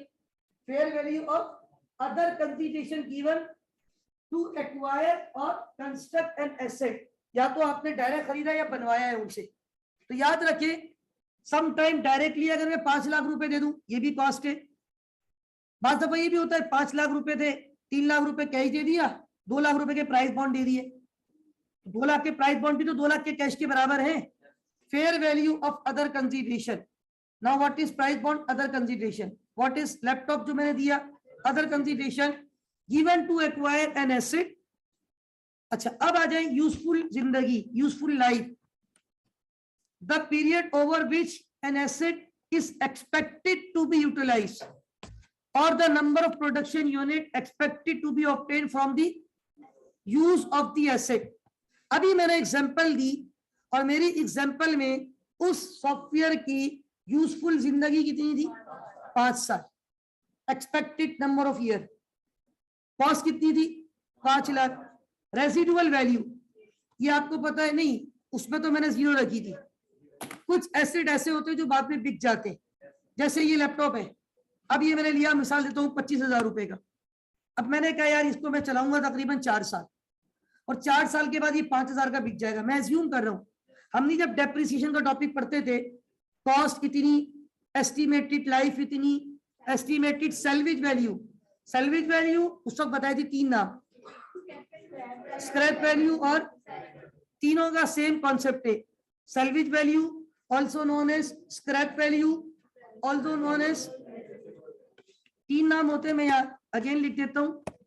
Number 1 is residual value, number 2 is salvage value, number 3 is scrap value. देखिए असल में ये जो स्क्रैप है और salvage value, residual value, scrap value, basically residual का मतलब होता है जो बच गया, रिमेनिंग, बची हुई value. What is residual value, बची हुई। स्क्रैप जो कबाड़िए की वैल्यू है। सैल्वेज वैल्यू जो बच गई। देखिए आप, मैं ये लैपटॉप लेकर आया, अगर मैं कहता हूँ ये मैं 4 साल चलाऊंगा, मैं अक्सर अपने मोबाइल की मिसाल लेता हूँ, 2 साल हो गए, लेकिन क्या अभी भी मार्केट में 3 से 4 हजार का तो बिक रहा है ना। ये something is better than nothing, कुछ होना ना होने से ऐसा नहीं होता बिल्कुल 0 हो जाता है। अक्सर मैं कहता हूँ ये मोबाइल मैंने 12,700 का लिया था, एग्जैक्टली 2 साल हुए, नवंबर 19 में लिया, नवंबर 21 चल रहा है। अभी भी जाऊंगा मार्केट में 4,000 3,000 ऐसे हैं कस्टमर मेरे पास जो में से ये 3 से 4,000 में खरीदने के लिए तैयार है। इसका मतलब है अगर मैं उस वक्त सोचता यार ये मैं 12,000 का ले रहा हूँ, चलो 13,000 लगा लो, 13,000 का ले रहा हूँ, 2 साल चलाऊंगा और 2 साल के बाद एक्सपेक्टेड है 3,000 का बिक जाएगा। आजकल मोबाइल की लाइफ, ये छोटे मोबाइल जो 10-12 हजार वाले हैं, इनकी लाइफ 2 साल है समझ लें आप, क्योंकि टेक्नोलॉजी इतनी स्पीड से चेंज होती है, फिर हमें खुद मजा नहीं आता, मतलब रैम शॉर्ट पड़ जाती है, स्पीड स्लो हो जाती है, एडवांस वर्जन आ जाते हैं। अब मैंने जब उस वक्त किया, सपोज करें मैं एज्यूम करता यार 13,000 का ले रहा हूँ, 2 साल चलाऊंगा और मैं सोच भी रहा हूँ कि इसको बेच के दूसरा ले लूँ, 2 साल चलाऊंगा और 3,000 तक का बिक जाएगा, और ऐसा ही हो रहा है। इसका मतलब है अब इसका पर ईयर डेप्रिसिएशन 5,000 रुपए, ऐसा ही हुआ ना, 13,000 का लिया था, 13,000 cost minus estimated salary value कितनी थी, ये तो इतनी तो है अभी इसकी, ठीक है, 3,000 रुपए, कितने बच गए 10,000, कितने साल गुजारे मैंने, डिवाइडेड बाय 2, पर ईयर कितना डेप्रिशिएट हुआ 5,000 रुपए। तो याद रखें, आप जब कोई एसेट खरीदते हैं और eight the end of life, but not necessary के हर एसेट की कोई सैलरी वैल्यू हो। अब जैसे मैंने कहा ये सॉफ्टवेयर तो एक्सपायर हो जाएगा 5 साल के बाद, इसकी वैल्यू तो क्या हो जाएगी, जीरो। हमने ऐसे बहुत सारे सवाल डेप्रिसिएशन के चैप्टर में भी किए जहां सवाल में सैलरी वैल्यू नहीं, और समटाइम तो लिखा हुआ होता था नील, और समटाइम लिखा हुआ ही नहीं है, इसका मतलब है वो जीरो है, हमें जीरो एज्यूम करनी है, 5 साल के बाद वो कचरा हो जाएगा। सॉफ्टवेयर 5 साल के बाद एक्सपायर, खत्म, जब एक्सपायर हो गया उसके बाद उसकी कोई वैल्यू। आपका शनाख्ती कार्ड 10 साल की वैलिडिटी पे होता है, पता है आपको, आजकल जो नादरा वाले बना के दे रहे वो 10 साल है, आपका ड्राइविंग लाइसेंस 5 साल होता है, तो ये 5 साल के बाद उसकी कोई वर्क होती है, नहीं होती, मतलब 5 साल के बाद एक्सपायर हो जाता है, बस ऐसी बात है भाई, 5 साल के बाद उसकी कोई वर्क नहीं होगी। इवन अगर आपको किसी ने रोक लिया सार्जन ने और आपने उसको वो कार्ड दिखाया जो कि क्या था, क्या उसको वो एक्सेप्ट करेगा, वो हो सकता है उसको उसी वक्त डिस्ट्रॉय कर दे। तो याद रखे बात, क्योंकि उसकी कोई वैलिडिटी खत्म हो चुकी है, उसकी कोई वैल्यू नहीं है। आपका एनआईसी एक्सपायर हो जाए, आप ट्रेवलिंग नहीं कर सकते, पता है आपको, ठीक है ना, आपका पासपोर्ट एक्सपायर हो जाए और कहते 6 महीने पहले उसको रिन्यू करवा ले, जब आप कहीं पे पासपोर्ट सबमिट करवाते हैं आपको ट्रेवलिंग करनी है, वो कहते हैं एटलीस्ट 6 मंथ की इसके पास वैलिडिटी हो। अच्छा, दूसरी बात जी, उमर कुछ बोल रहे थे आप, उमर फारूक कुछ बोल रहे थे। अच्छा, बात ये है कि रेसिडुअल वैल्यू नॉट नेसेसरी कि हर एसेट की हो, मैंने अभी एग्जांपल दी थी वहां पे रेसिडुअल वैल्यू, क्योंकि वो तो 5 साल के बाद बिल्कुल ही एक्सपायर हो गया था। Estimated amount, what is residual value, estimated amount less estimated disposal cost that could be currently realized, जो कि आपको रियलाइज हो सकती है from the assets disposal, asset को डिस्पोज ऑफ करने से, डिस्पोजल का मतलब क्या होता है, सेल करने से। If asset were already of an age, जब उसकी एक एज हो चुकी हो, अब आप समझ जाए कि बस अब वक्त आ गया इसको बेचने का, and condition expected eight the end of its useful जिंदगी। देखिए हर एसेट की एक यूजफुल जिंदगी होती है, एक यूजफुल लाइफ होती है। आप और हम कितने मोबाइल चेंज करते हैं, मैंने शायद पहले भी 2-3 दफा कहा है, मैं तो मतलब घर पे मैं अक्सर ब्लॉग खोलता हूँ, कल खोली थी 2-3 ऐसे ही पड़े हैं, वो बिल्कुल डेड हो चुके हैं। इससे पहले मैं एक मोबाइल था वो मैं यूज कर रहा था, बस वो आखिर में इतना उसने तंग किया, एक दिन में अच्छा खासा मेरा डेटा भी उसमें था, मैं TSA से बाहर निकला, मेरे से एकदम वो गिरा, और उसके बाद जो वो बंद हुआ तो ऑन ही नहीं हुआ, अब वो घर पे वैसे ही पड़ा हुआ, डेड हो गया, जीरो, उसकी एज हो गई, अब तो वो बिल्कुल नहीं जा रहा। इसका मतलब उसकी सैलरी वैल्यू क्या है, कुछ होते हैं जो शायद खत्म वैसे ही था वो, मतलब ये मोबाइल में पता नहीं रोजाना गिराता हूँ अल्हम्दुलिल्लाह, ठीक है, लेकिन ये चल रहा है, तकरीबन डेली में इसको भी गिराता हूँ, लेकिन ये अभी इस कंडीशन में नहीं कि गिरने से बिल्कुल डेड हो जाए, वो तो इतना मैंने फुल्ली डेप्रिशिएट कर दिया था कि अब वो इस्तेमाल के काबिल नहीं था, मतलब वो ऑलमोस्ट अपनी एज के एंड पे था, और जब आखिरी दफा वो गिरा ज्यादा उसके बाद वो बिल्कुल भी ऑन। हाँ, तो बात ये है भाई कि डिपेंड करता है, मैं कॉन्सेप्ट ये देना चाह रहा हूँ, please be silent, no extra comments please. मैं ये कॉन्सेप्ट देना चाह रहा हूँ कि what is the concept of residual value, what is the concept of scrap value या सेल्वेज वैल्यू। बेसिकली वो वैल्यू जो कि एसेट की जिंदगी के आखिर में हम एस्टिमेट, और ये एक्सपेक्टेड होती है कि कितने का बिक जाएगा। Now what is depreciable amount, आप बोलेंगे सर यहाँ तो एमोटाइजेशन होता है, असल में डेप्रिसिएशन का वर्ड और एमोटाइजेशन का वर्ड सेम ही है। What is depreciable amount, cost less residual. जब आपको याद होगा स्ट्रेट लाइन मेथड से डेप्रिशिएट करते थे, कॉस्ट में से क्या माइनस करते थे, वो होती थी डेप्रिशिएबल अमाउंट, क्योंकि हमने कहा कि ये सैलरी चले तो वापस आ जाएगी, जो पैसा वापस आ जाएगा वो आपकी कॉस्ट, तो हम cost minus salvage value divided by life. और यहाँ पे जो डेप्रिसिएशन है वो किस सूरत में होता है, amortisation. systematic allocation of depreciable amount. What is depreciable amount? Cost minus salvage value. मेरे एग्जांपल में 5 लाख रुपए कॉस्ट थी सॉफ्टवेयर की, सैलरी वैल्यू क्या थी? तो 5 लाख माइनस 0, तो मेरे केस में डेप्रिशिएबल अमाउंट, हालांकि एमोटाइजेशन कर रहे हैं, इसको हम एमोटाइजेशन अमाउंट भी कह सकते हैं, लेकिन कॉन्सेप्ट यही कहा जाता है कि depreciable amount of an intangible asset over its expected useful life. Got it? अच्छा, अब यहाँ पे हमने अगर थोड़ा सा मैं स्क्रॉल करूं तो ऑलमोस्ट डेफिनेशन जो है according to international accounting standards 38 IS 38 intangible assets का है, उसके अकॉर्डिंगली जो कॉस्ट की डेफिनेशन थी वो हमने पढ़ ली, इंटेंजिबल एसेट की डेफिनेशन पढ़ ली, एसेट की डेफिनेशन पढ़ ली, लाइफ को डिस्कस कर लिया, रेसिडुअल वैल्यू को डिस्कस कर लिया, डेप्रिशिएबल अमाउंट को डिस्कस कर लिया, एज वेल एज एमोटाइजेशन. मैंने 2 वर्ड अब तक होल्ड किए थे, रिसर्च और डेवलपमेंट, और नीचे एक क्राइटेरिया है ये होल्ड किया हुआ है. Now this is very important. अब ये बहुत गौर से आपने समझना है. देखिए IS 38 जो कि इंटेंजिबल एसेट है, इस टॉपिक में 2 बातें बहुत ज्यादा वैल्यूएबल है. Number 1 is research and number 2 is development.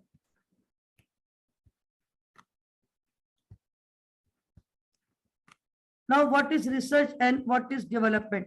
IS 38 international accounting standard, IAS, इसको IS कहते हैं, इंटरनेशनल अकाउंटिंग स्टैंडर्ड 38 आपसे ये कहता है कि जब आप किसी इंटेंजिबल,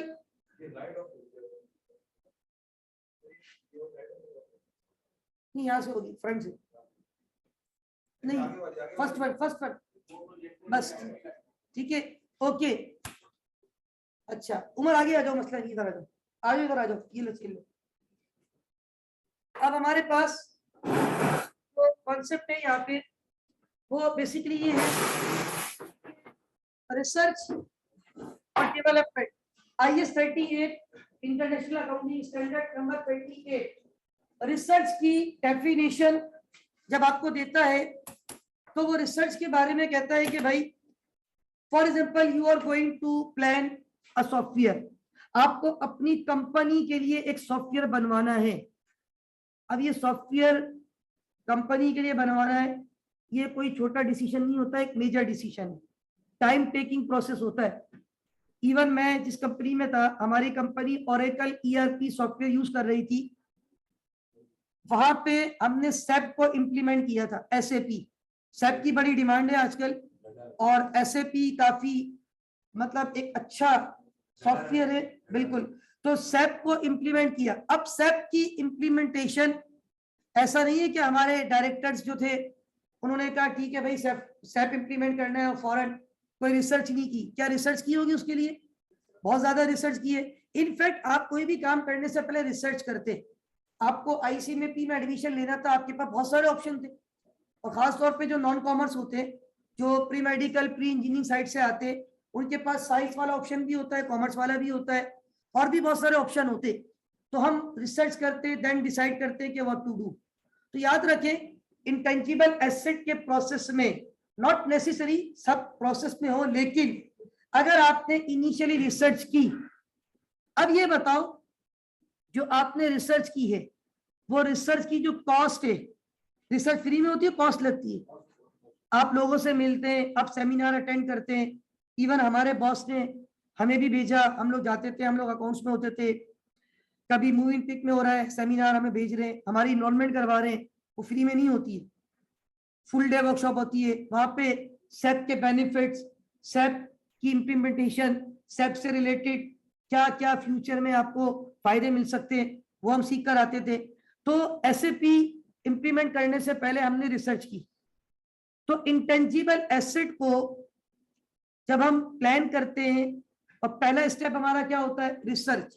अब यहाँ पे रिसर्च फ्री में नहीं होती, वी नीड टू इंकर कॉस्ट. अब हमारा टॉपिक था रेवेन्यू और कैपिटल एक्सपेंडिचर. याद रखें, जब हम किसी कॉस्ट को कहते हैं ना कि ये हमारा रेवेन्यू एक्सपेंडिचर है, तो वो एसेट नहीं होता. क्योंकि वो उसी साल एक्सपेंस रिकॉर्ड हो जाता है, क्योंकि उसका फायदा शॉर्ट टर्म होता है। लेकिन जब हम किसी कॉस्ट को ये कहते हैं ना, this is not revenue expenditure, this is, इसका मतलब है वो एसेट है। कैपिटल एक्सपेंडिचर का मतलब वो आपका, आप लोग उसको क्या बोलते हो, स्प्लिट, मैं तो उसको कैपिटल एक्सपेंडिचर बोलता हूँ, आप लोग तो एसेट भी बोलते हो। तो ये एसेट भी है, स्प्लिट भी है, कैपिटल एक्सपेंडिचर भी है। क्यों? ये मैंने खरीदा है 50,000 का, ये मुझे 5 साल फायदा देगा, तो इसकी कॉस्ट को मैं कितने साल पे कैपिटलाइज करूंगा? 5 साल पे। This is, that's why this is known as capital expenditure. अच्छा, अब ये जो कॉन्सेप्ट है कैपिटल एक्सपेंडिचर और रेवेन्यू एक्सपेंडिचर, रिसर्च के बारे में इंटरनेशनल अकाउंटिंग स्टैंडर्ड्स ये कहता है, हालांकि वो रिसर्च आप इनटेंजिबल नॉन करंट एसेट के लिए कर रहे हैं, लेकिन रिसर्च का हरगिज मतलब ये नहीं होता कि आपने इस एसेट को बनाना ही बनाना है। बहुत दफा रिसर्च करके हम बैकवर्ड भी हो जाते, हमें नहीं समझ में आती कोई चीज। तो रिसर्च पे जितनी भी कॉस्ट इनकट करोगे वो एसेट की कॉस्ट में ऐड नहीं होती। अब इसका क्या मतलब हुआ? अगर एसेट की कॉस्ट में ऐड नहीं होती, वेरी गुड, आयशा ने कहा कि ये रेवेन्यू एक्सपेंडिचर है, एब्सोल्युटली राइट। तो याद रखें, रिसर्च की cost always been recorded as revenue expenditure. ये आपसे पूछा जाएगा एमसीक्यूज में, ये बातें आपको पता होनी चाहिए कि रिसर्च की cost is this capital, 4 option दे देंगे, revenue expenditure, capital expenditure, none of them, all of them, कोई भी 4 ऑप्शन बना दिए। तो रिसर्च की cost to be recorded as a revenue expenditure. जब आप किसी भी कॉस्ट को ये कहें ना कि दिस इज रेवेन्यू एक्सपेंडिचर, जब आप किसी भी कॉस्ट को कहें कि दिस इज रेवेन्यू एक्सपेंडिचर, तो एक बात ध्यान में रखें, इसका मतलब ये होता है कि ये आपका इसी साल का एक्सपेंस है और इसी साल एक्सपेंस आउट हो जाएगा, ये एसेट की कॉस्ट में ऐड। लेकिन आप जब किसी भी कॉस्ट को बोल रहे हैं कैपिटल एक्सपेंडिचर, मतलब वो उस एसेट की कॉस्ट में ऐड हो रही है जो नॉन करंट है। जो क्या है?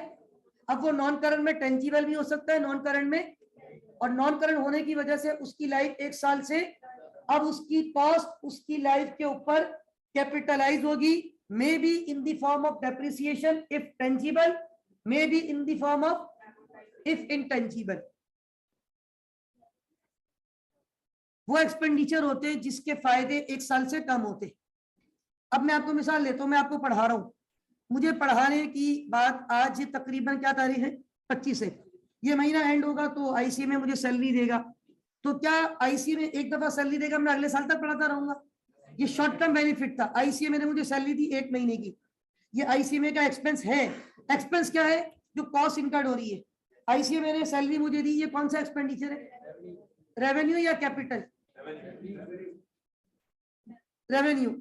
आईसीए में ये स्प्लिट खरीदा है, ये फ्री में आया है, इस पे भी खर्चा हुआ है। इसका फायदा 2 महीने, 4 महीने या लॉन्ग टर्म है? हर वो कॉस्ट जिसका फायदा, डेफिनेशन ये होती है, capital expenditures are those expenditure whose expected benefit to be received during 1 year। Revenue expenditure, मैंने रेवेन्यू कहा था, again I repeat, capital expenditure are those expenditure whose expected benefit to be received more than capital, while revenue expenditures are those expenditures whose expected benefit to be received during 1 year। 1 साल के अंदर। अभी मैंने example दी थी, आपने गाड़ी खरीदी, 10 लाख रुपए की गाड़ी ले ली, खर्चा हुआ है ना? Is this expenditure? सबसे पहले बताएं, is this expenditure capital expenditure या रेवेन्यू? क्योंकि गाड़ी का फायदा तो बहुत लॉन्ग लाइफ है। अब वो गाड़ी आप चला रहे हैं और आपकी रनिंग बहुत ज्यादा है, 2-4 महीने, और आप जहां जाते हैं बहुत ज्यादा मिट्टी उड़ती है, और अब 2 महीने बाद आपने उसको सर्विस कराई, वॉश करवा ली 1000 रुपए में। अब वो वॉश करवा ली, क्या वो 2 साल तक चलेगी वॉश? फिर 2 महीने बाद वॉश कराओगे। अब वो 1000 रुपए का खर्चा क्या है? और नॉर्मली रेवेन्यू एक्सपेंडिचर की अमाउंट कम होती है, कैपिटल एक्सपेंडिचर की अमाउंट, जिस तरह हम कहते हैं ना, हम रियल लाइफ में गुनाह करते हैं, छोटे गुनाह और बड़े गुनाह, ठीक है ना? तो इसी तरह कहते हैं ना, सगीरा गुनाह और कबीरा गुनाह। उलमा किराम अक्सर फरमाते हैं, आपने ये रोजा रखा है, 1 साल के गुनाह माफ हो गए, तो उससे मुराद सगीरा गुनाह होते, छोटे गुनाह। और कबीरा गुनाह अल्लाह ताला तो गफूर रहीम है, माफ करने वाली जात है, इंसान तौबा करे तो अल्लाह ताला माफ कर देता है। तो बात यह है कि अकाउंटिंग में भी छोटे खर्चे और बड़े खर्चे। छोटे खर्चे जो है उनके फायदे भी जाहिर सी बात है शॉर्ट टर्म होंगे। बड़े खर्चे, अब मुझे खाना खाना है अभी दोपहर में, ये मेरा छोटा खर्चा है, शॉर्ट टर्म बेनिफिट, ठीक है ना। लेकिन मैंने वो फ्रिज खरीद के घर पे रख दिया लाके, अब वो फ्रिज जो है वो क्या है, डी फ्रीजर ले लिए, ये क्या है, कैपिटल एक्सपेंडिचर्स। चाहे हमारे खर्चे हो, चाहे वो बिजनेस के खर्चे हो, आईसीएमए के खर्चे हो, एक्सपेंडिचर्स की दो टाइप है, capital and revenue. Capital are those जिसके बेनिफिट एक साल से, ये बात मैंने आज शुरू में आप लोगों को बहुत ज्यादा फोकस करी है। और मैं एग्जांपल के तौर पे एक चीज यहाँ पे आपसे शेयर भी करता हूँ ताकि आपका कॉन्सेप्ट क्लियर हो, डिफरेंस बिटवीन कैपिटल और रेवेन्यू एक्सपेंडिचर के हवाले से। ये बुक मैंने भी एक आपके सामने ऑन की थी इसमें। अच्छा, दूसरी बात ये है कि please all of you be silent, stop talking. यहां पे अगर आप नोट करें, और इन्होंने आपको ये एक सवाल, अगर आपको एक मिनट स्क्रीन पे शेयर कर दूं मैं, ये सवाल नजर आ रहा है सबको, रीडेबल है आप लोगों के लिए। ये कहते हैं कि classify the following transaction as capital और revenue. Vehicle A, vehicle A का मतलब गाड़ी number A, engine is repaired, एक होता है रिपेयर्ड और एक होता है रिप्लेस्ड। इंजन खाली रिपेयर करवाया है, रेवेन्यू एक्सपेंडिचर लिखा हुआ नजर आ रहा है।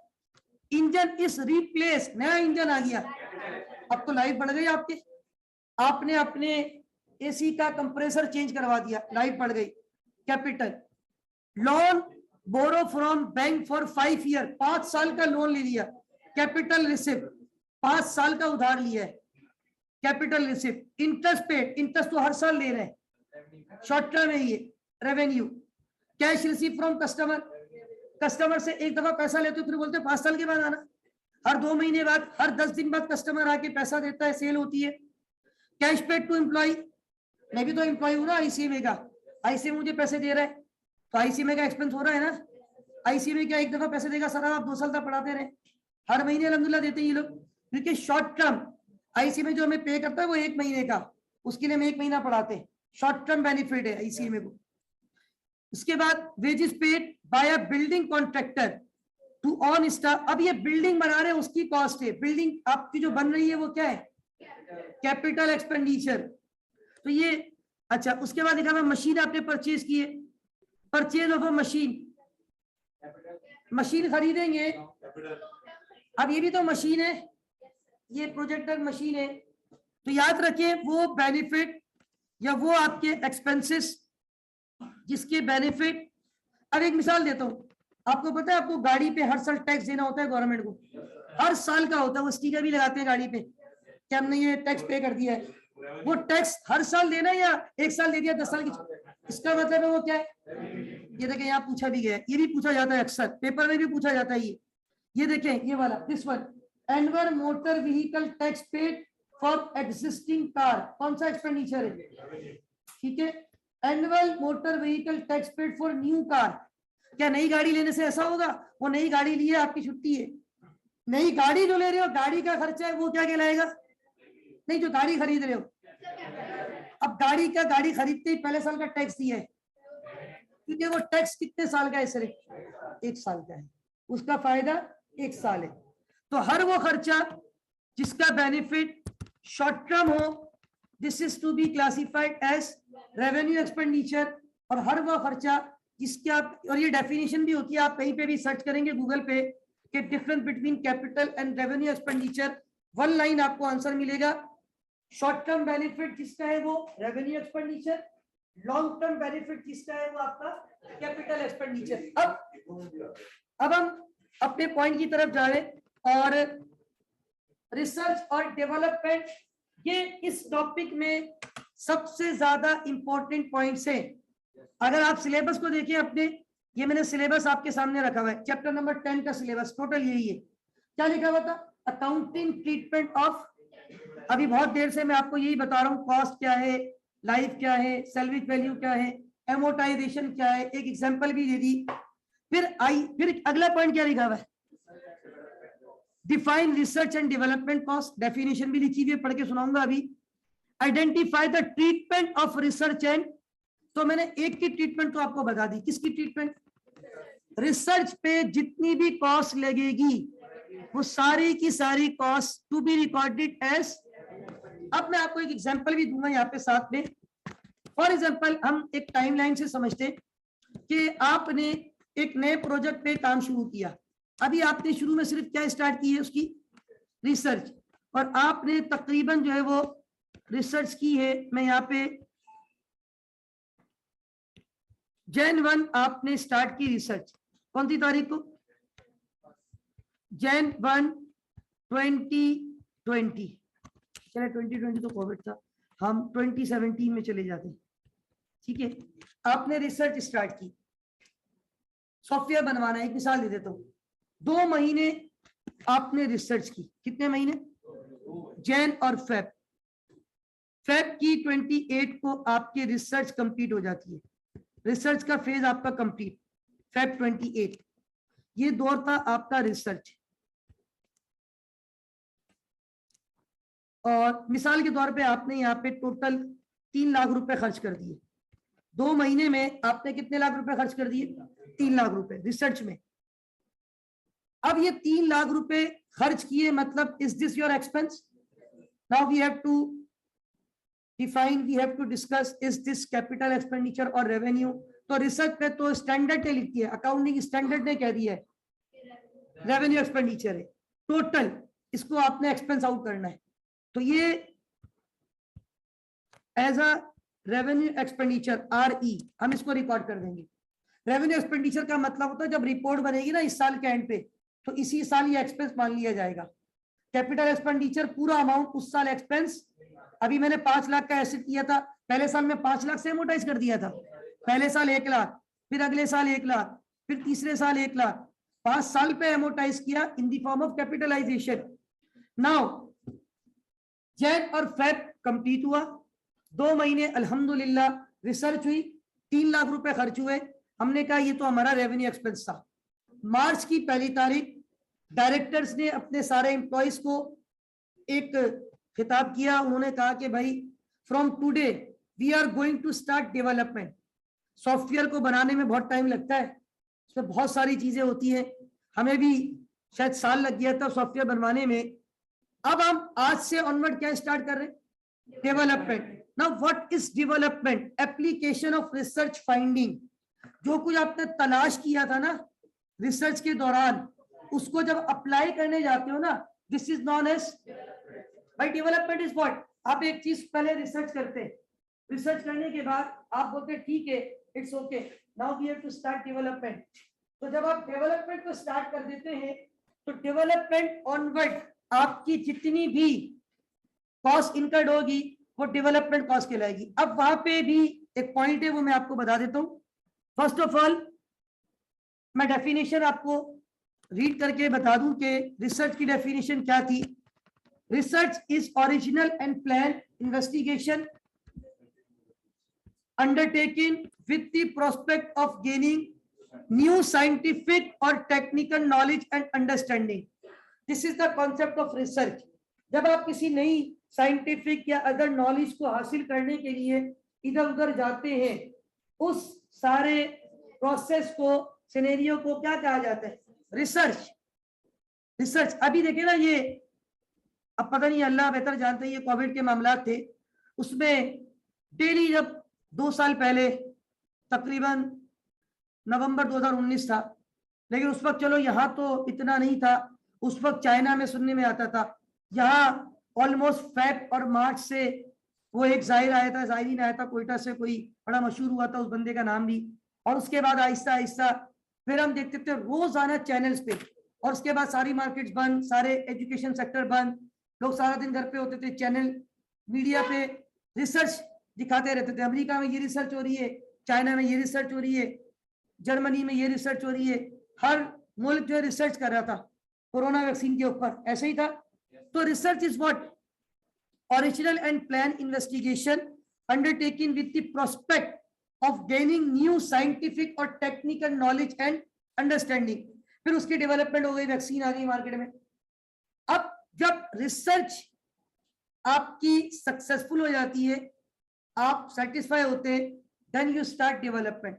अब डेवलपमेंट इज व्हाट कहते हैं, development application of research finding और अदर नॉलेज, जो आप नॉलेज लेकर आए, जो तलाश करके आए, now you are going to apply to a plan to design for the production of a new, या तो नई प्रोडक्ट बना रहे हैं, वैक्सीन बना रहे हैं कोई, और substantially improve material, devices, product, processes, systems, कोई भी प्रोसेस पे आप जा रहे हैं before the start of commercial production और यूज, उसको डेवलपमेंट जब करते हैं, मतलब स्टार्ट करने से पहले, पहले उस डेवलपमेंट हुई, फिर उसके ऊपर जो भी एक्सपीरियंस शुरू हुए, लोगों को वैक्सीन लगाना स्टार्ट की, before the start, before the use.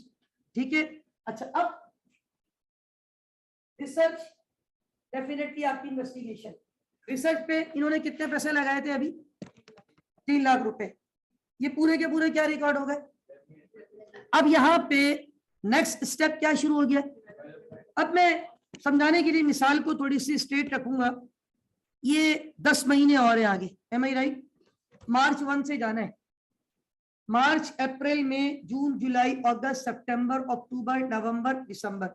Suppose करें दिसंबर 31, 2017 आपकी डेवलपमेंट कंप्लीट हो जाती है, 10 महीने डेवलपमेंट प्रोसेस।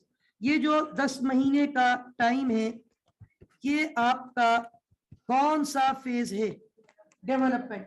पहला जो 2 महीने का था, from Jan 1 to Feb 28, this is what research for development, from onward March 1 till December 31, this is development. अब यहाँ पे पहले तो मैं एक बात आपको यहाँ पे एज्यूम कर लेते हैं कि पर मंथ इन्होंने 2 लाख रुपए खर्च किए, पर मंथ कितने खर्च किए, इसका मतलब है 10 महीनों में 20 लाख रुपए कितने खर्च हुए, टोटल पूरे साल में 23 लाख रुपए खर्च हो गए। रिसर्च फेज में कितने खर्च हुए थे, 3 लाख। रिसर्च की cost according to international accounting standards, देखिए याद रखें कुछ बातें स्टैंडर्ड्स पे लिख दी जाती है, वी हैव टू फॉलो। अब मैं मिसाल देता हूं, मैं आपको लास्ट वीक चैप्टर पढ़ा रहा था अकाउंटिंग रेगुलेटरी फ्रेमवर्क। तो अकाउंटिंग रेगुलेटरी फ्रेमवर्क क्या था कि अकाउंटिंग के रूल्स और रेगुलेशन, उसका फ्रेमवर्क, तो उसके अंदर ये भी तो था इंटरनेशनल अकाउंटिंग स्टैंडर्ड्स। तो फ्रेमवर्क जब बना दिया जाता है तो we have to follow rules and regulation का, अकाउंटिंग रेगुलेटरी फ्रेमवर्क। तो इसी तरह मैंने लास्ट टाइम ही मिसाल ली थी, बीइंग मुस्लिम, हम कहते हैं हमारा जो रेगुलेटरी फ्रेमवर्क है कुरान पाक है, सुन्नत करीमा, अहादीस करीमा। अब हमारे अगर कुरान पाक में कोई हमें हुक्म दे दिया गया तो उस पर फिर हम कोई कमेंट नहीं कर सकते, वी हैव टू फॉलो, वो हमारे लिए फुल एंड फाइनल होता है, क्योंकि भाई ये हमारा फ्रेमवर्क है, ये हमारा रेगुलेटरी फ्रेमवर्क है, we have to follow this. अगर कुरान में कह दिया कि या अय्युहल्लज़ीना आमनू कुतिबा अलैकुमुस सियाम, ए ईमान वालों तुम पे माह रमजान के रोजे फर्ज किए गए, तो दैट्स ऑल। अब हम इस पे कमेंट्स, हाँ वहां पे एक्सेप्शनल केसेस अगली आयत में अल्लाह ताला ने कह दिया कि अय्याम मादूदात, ये कुछ अय्याम है, फमन काना मिनकुम मरीदन अव अला सफरिन, जो शरई मरीज है या शरई मुसाफिर है, उसे रुखसत है, वो एक के बदले एक बाद में गिनती पूरी कर ले, और जानबूझ के छोड़ने का कफारा फिर वो एक अलग है, उस पर 60 रोजे आपको मुसलसल रख रहे। तो देखिए हमें रूल्स डिफाइन कर दिए गए, उन रूल्स पे हम कमेंट्स नहीं कर सकते, because being Muslim we have to follow, ये हमारी शरीयत है, ये हमारे रूल्स है, ये हमारा फ्रेमवर्क है। अब इसी तरह यहाँ पे अगर हम बात करें, हम अकाउंटिंग पढ़ते हैं, accounting is the language of business. In business we have to prepare statements, financial statements, to present your financial statement, to prepare your financial statements, you have to follow international accounting standards, जो मैं पढ़ा रहा हूँ आज, IS 38, this is one of the international accounting standards, part of your syllabus.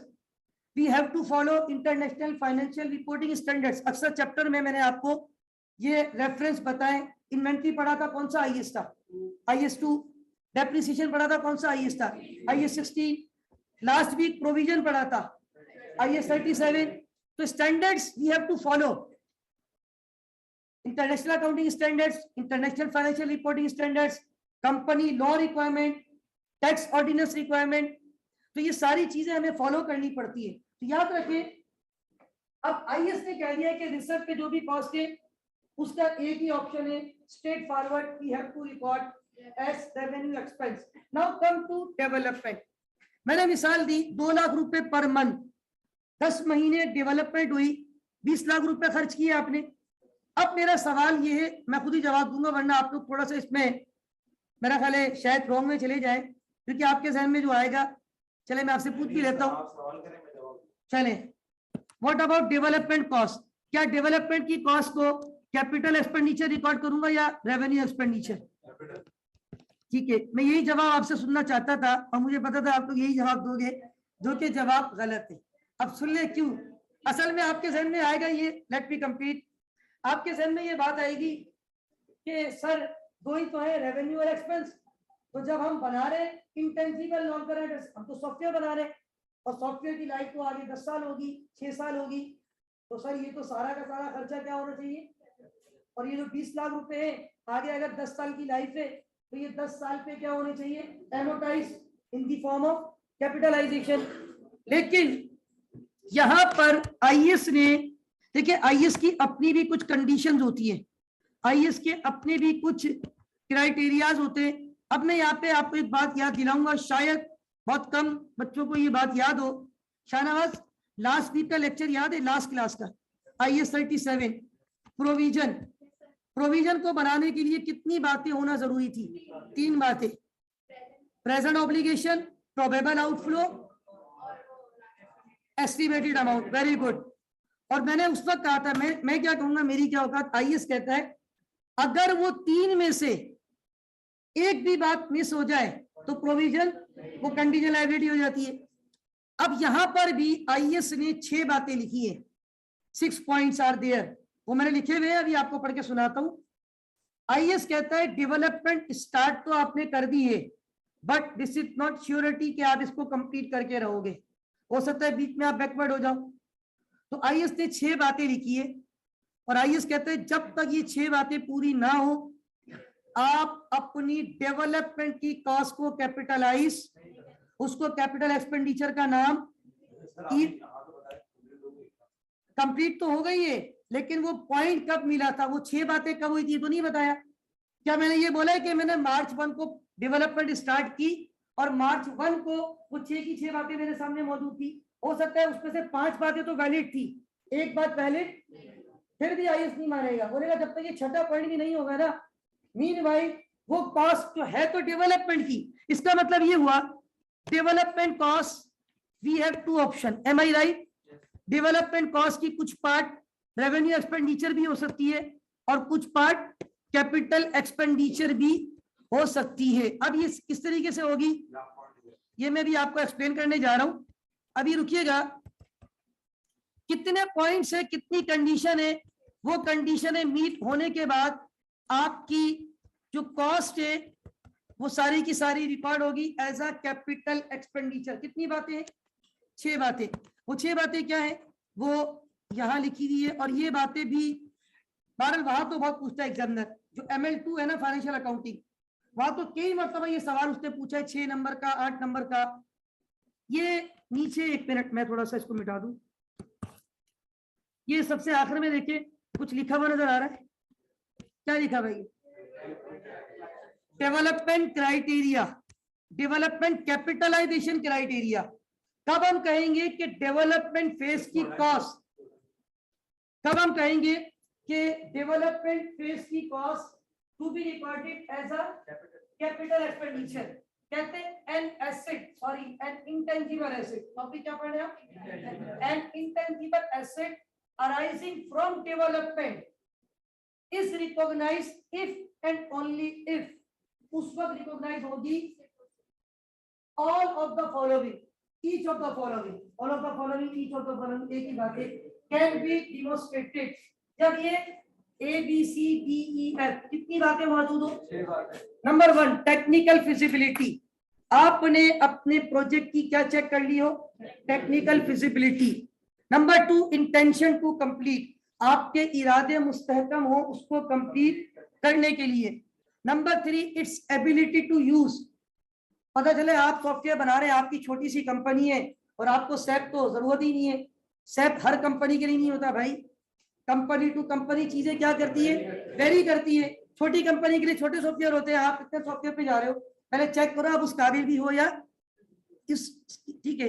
Next point is how the asset will generate future economic benefits, मतलब उसकी future में कैसे फायदे मिलेंगे। Number 5, availability of sufficient resources. Sufficient resources से क्या मुराद है, फाइनेंस हो आपके पास, टेक्निकल रिसोर्सेज हो, अदर रिसोर्सेज हो, पैसा हो, तमाम चीजें हो। लास्ट पॉइंट है ability to measure reliably expenditure incurred on the asset during its, आपने एक्सपेंडिचर की मेजरमेंट कर ली हो। अच्छा, मैं अक्सर क्लास में जब ये पॉइंट बताता हूँ ना, मैं ये 6 पॉइंट आपके ऊपर भी प्रूव कर सकता हूँ, आपके ऊपर। राइट नाउ आप लोग इस वक्त क्या कर रहे हैं, सीएमए। राइट नाउ आप लोग सीएमए कर रहे हैं, सीएमए सर्टिफिकेशन है, वो भी इंटेंजिबल है एक तरीके से। अच्छा, अब एक बात याद रखिए, आप लोग सीएमए कर रहे हैं, नंबर 1 पॉइंट तक टेक्निकल फिजिबिलिटी। हो सकता है आपने सीएमए करने से पहले किसी सीएमए क्वालिफाइड से मुलाकात की हो और वो टेक्निकली बहुत बड़ी बड़ी बातें कर रहा था, तो आपने सोचो कि यार मैं भी कंप्लीट कर लूंगा तो मेरा मतलब माइंडसेट इतना साउंड हो जाएगा, टेक्निकल फिजिबिलिटी आपने देख ली। दूसरा पॉइंट है क्या था, इंटेंशन टू, सपोज करें ये भी आपने थोड़ा सा होल्ड किया हुआ है, आपने बोला यार 2 सेमेस्टर करते हैं फिर डिसाइड करेंगे कि क्या करना है, तो इंटेंशन टू कंप्लीट, या चले आपकी इंटेंशन भी बिल्कुल स्ट्रांग है, कमिटेड है आप कि वी हैव टू डू। दूसरा पॉइंट हो गया। तीसरा पॉइंट क्या है, एबिलिटी टू यूज या कंप्लीट। भाई मैं कहता हूँ जब मुझ जैसा एवरेज स्टूडेंट अल्हम्दुलिल्लाह कर सकता है, तो आप लोग तो माशाल्लाह पता नहीं ओ लेवल ए लेवल इतने मुश्किल मुश्किल स्कूल से पढ़ के आते, तो आप लोगों के लिए सीएमए कंप्लीट करना कोई मसला नहीं है। तीसरी बात, how the asset will generate future benefits. आपने सोच लिया कि यार ये मैं कंप्लीट कर लूंगा, मैं जीएम फाइनेंस बन जाऊंगा, कंपनी का डायरेक्टर, बिल्कुल बनेंगे इंशाल्लाह अल्हम्दुलिल्लाह। मैं बार बार कहता हूँ और इस क्लास में तो खास तौर पे कहता हूँ, ये क्लासरूम मेरी पहली क्लासरूम थी, जब मैंने स्टार्ट लिया था सेमेस्टर 1 पूरा मैंने ऑलमोस्ट इसी क्लास में पढ़ा है, इस वाली क्लास में, इस क्लास। अब तो हमारी आप बिल्कुल, तो इस क्लासरूम में मेरे साथ, मैं बार बार कहता हूँ अल्हम्दुलिल्लाह जितने भी दोस्त थे, आज अल्लाह का शुक्र है, अल्लाह का बहुत करम है, अल्हम्दुलिल्लाह हम सब अच्छी अच्छी जगहों पे हैं। तो याद रखें ये आपके पास फ्यूचर में अल्हम्दुलिल्लाह बिल्कुल बेनिफिट्स है। एक पॉइंट ये है हाउ द एसेट, अच्छा अवेलेबिलिटी ऑफ सफिशिएंट रिसोर्सेज, आपके पास किताबें भी हैं, कैलकुलेटर भी है, पैसे भी है, सब कुछ है, मसला ही नहीं है। आखिरी point ability to measure reliably expenditure, आपको शुरू में बता दिया जाता है आपकी हर सेमेस्टर की फीस कितनी होगी, एग्जाम फीस थोड़ी बहुत बढ़ती है, वो तो जाहिर बात है इन्फ्लेशन है, पेट्रोल ऊपर जाता है, चीजें ऊपर जाती है, बाकी मोरलेस वही रहता है। तो याद रखिए आपने वो एक्सपेंडिचर भी देख लिए कितने लगेंगे डेवलपमेंट में, आपने रिसोर्सेज भी आपके पास है, फ्यूचर बेनिफिट भी देख लिया, कौन सी कंपनी में क्या पोस्ट लेनी है इंशाल्लाह, आपने इंटेंशन भी रखी हुई है। तो ये 6 बातें अगर किसी इंटेंजिबल एसेट के साथ किसी कंपनी के पास जिस वक्त मौजूद हो, उस दिन से ऑनवर्ड सारी कॉस्ट क्या कहलाएगी, कैपिटल, और उससे पहले की चाहे वो डेवलपमेंट फेज की कॉस्ट हो, वो कैपिटल एक्सपेंडिचर नहीं होता, कौन सा एक्सपेंडिचर होता है।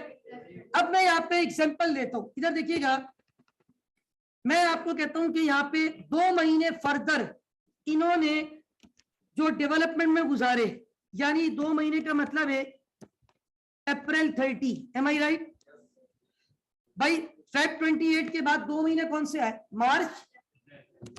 2 महीने इन्होंने डेवलपमेंट तो जारी रखी थी, लेकिन उन 2 महीनों में वो 6 के 6 पॉइंट, उमर प्लीज, उन 2 महीनों में वो 6 के 6 पॉइंट मौजूद नहीं थे।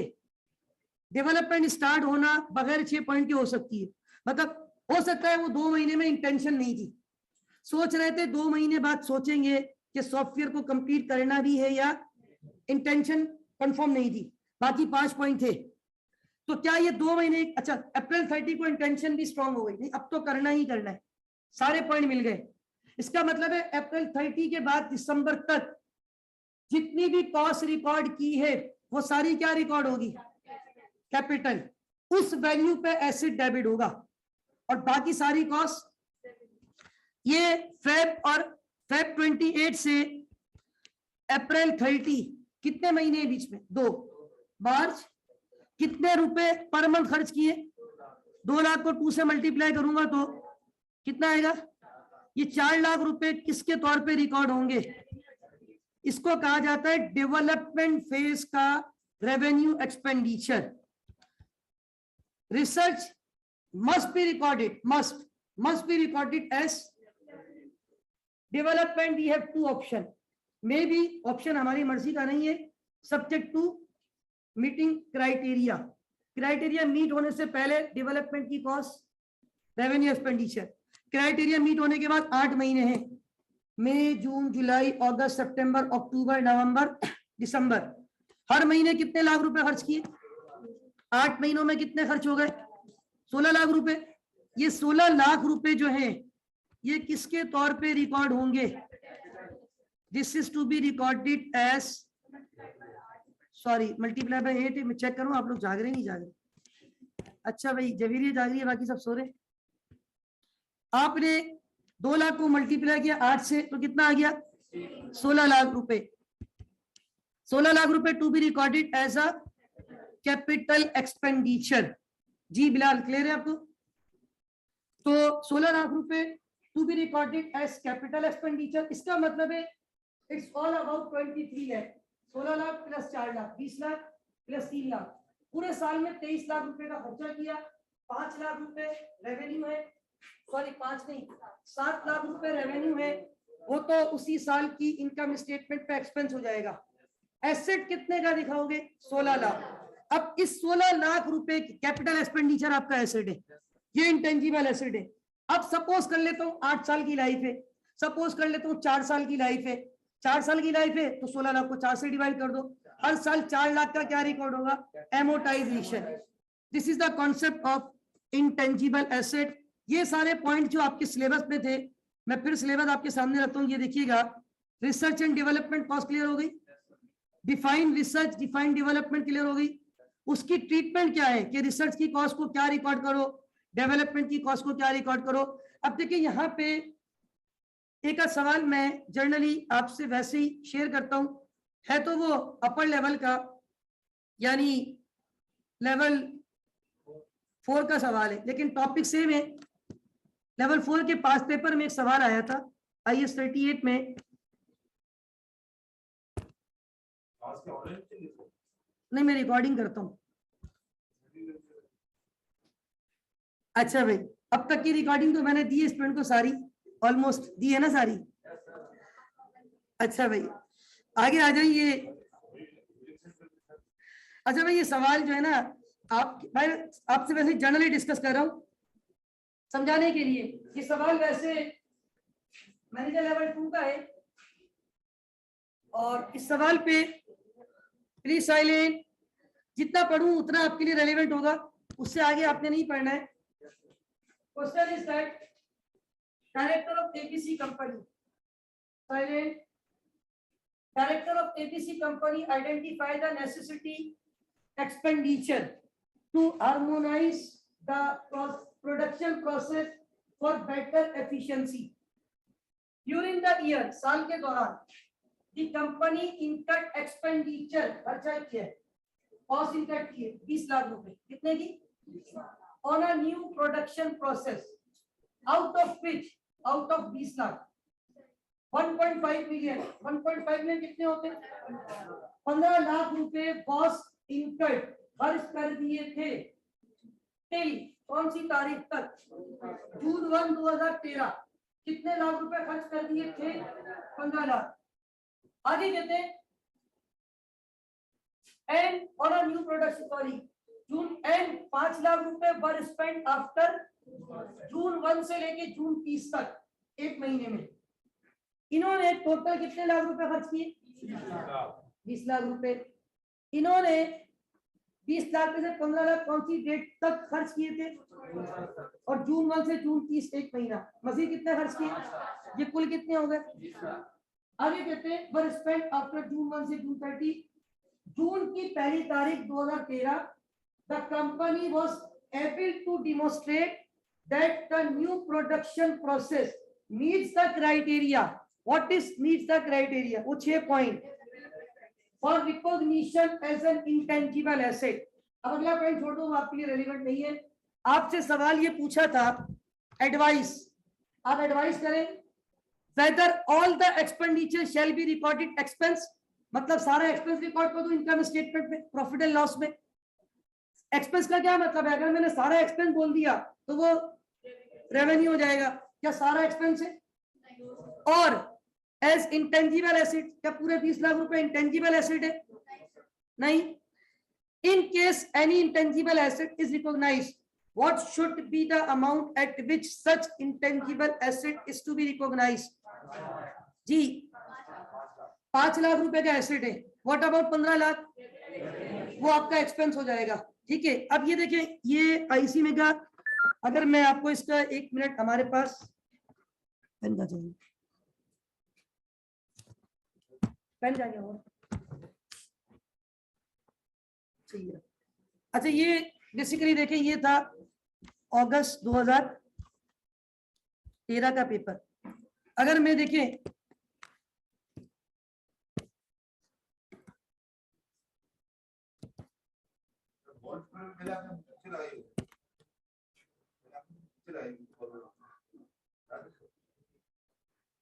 Please silent.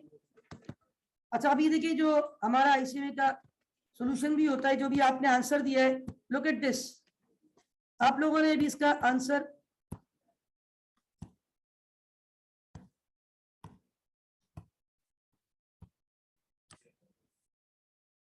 यस, क्या ये आपको नजर आ रहा है? टोटल एक्सपेंडिचर कितने इंकर्ड हुए? ये लिखा हुआ है 20 लाख रुपए। कह रहे expenditure incurred before meeting criteria, expenditure incurred after meeting criteria, expenditure before meeting criteria recognise charge to profit and, जो प्रॉफिट एंड लॉस पे जा रहा है वो एक्सपेंस है, और जो बैलेंस शीट पे जाता है वो एसेट होता है। While expenditure incurred after meeting recognition criteria is treated as, accordingly the value of intangible asset is recognized at ₹500,000। अच्छा, यहाँ पे एक और चीज मैं आपको जस्ट आखिरी एक पॉइंट, और वो पॉइंट ये है कि हमारे पास देखिए, वैसे तो ये बहुत हाई लेवल है, लेकिन टॉपिक हमारा सेम है ना। ये एक छोटा सा केस एसीसी F7 तो काफी ऊपर का पेपर है। Please silent, Umar stop talking. अच्छा, अब यहाँ पे इंटेंजिबल एसेट का चैप्टर 57 पेज नंबर,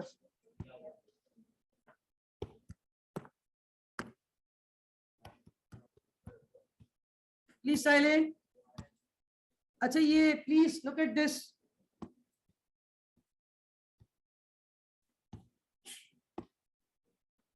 ये एक सवाल है एसीसी F7 की बुक का, और क्या ये सवाल आपको नजर आ रहा है सबको? लुक एट दिस, क्या लिखा हुआ है? The company is developing a new production process. ये सवाल मैं हैंड आउट में शेयर कर दूंगा, ऐड कर दूंगा दोनों। दो company is developing a new production process during 2003 expenditure incurred, कितना खर्चा किया? Of which, उसमें से 90,000 रुपए was incurred before 1st December and 10,000 between 1st December से December 31। दो company can demonstrate that December 1 production process meet the recognition criteria for intangible asset। क्या how should expenditure be treated? क्या सारा expenditure 90,000 का क्या है और 10,000 का यानी वो एसेट है? अब ये देखिए, नीचे आंसर भी दिया हुआ इन्होंने। At the end of 2003 the production process is recognised as an intangible asset at a cost of only 10,000, because के 90,000 क्राइटेरिया से वो सारा एक्सपेंस है। This is the expenditure incurred since the date when the recognition criteria were made, that is December 2003, December 1। The 90,000 expenditure before December 1 is expense because the recognition criteria were not met. It will never form a part of cost of production process recognized in the statement of financial position. What is statement of financial position? Balance sheet. Okay, student, is that clear? Any question? That's all for today. Allah Hafiz wa Nasir, Pakistan Zindabad.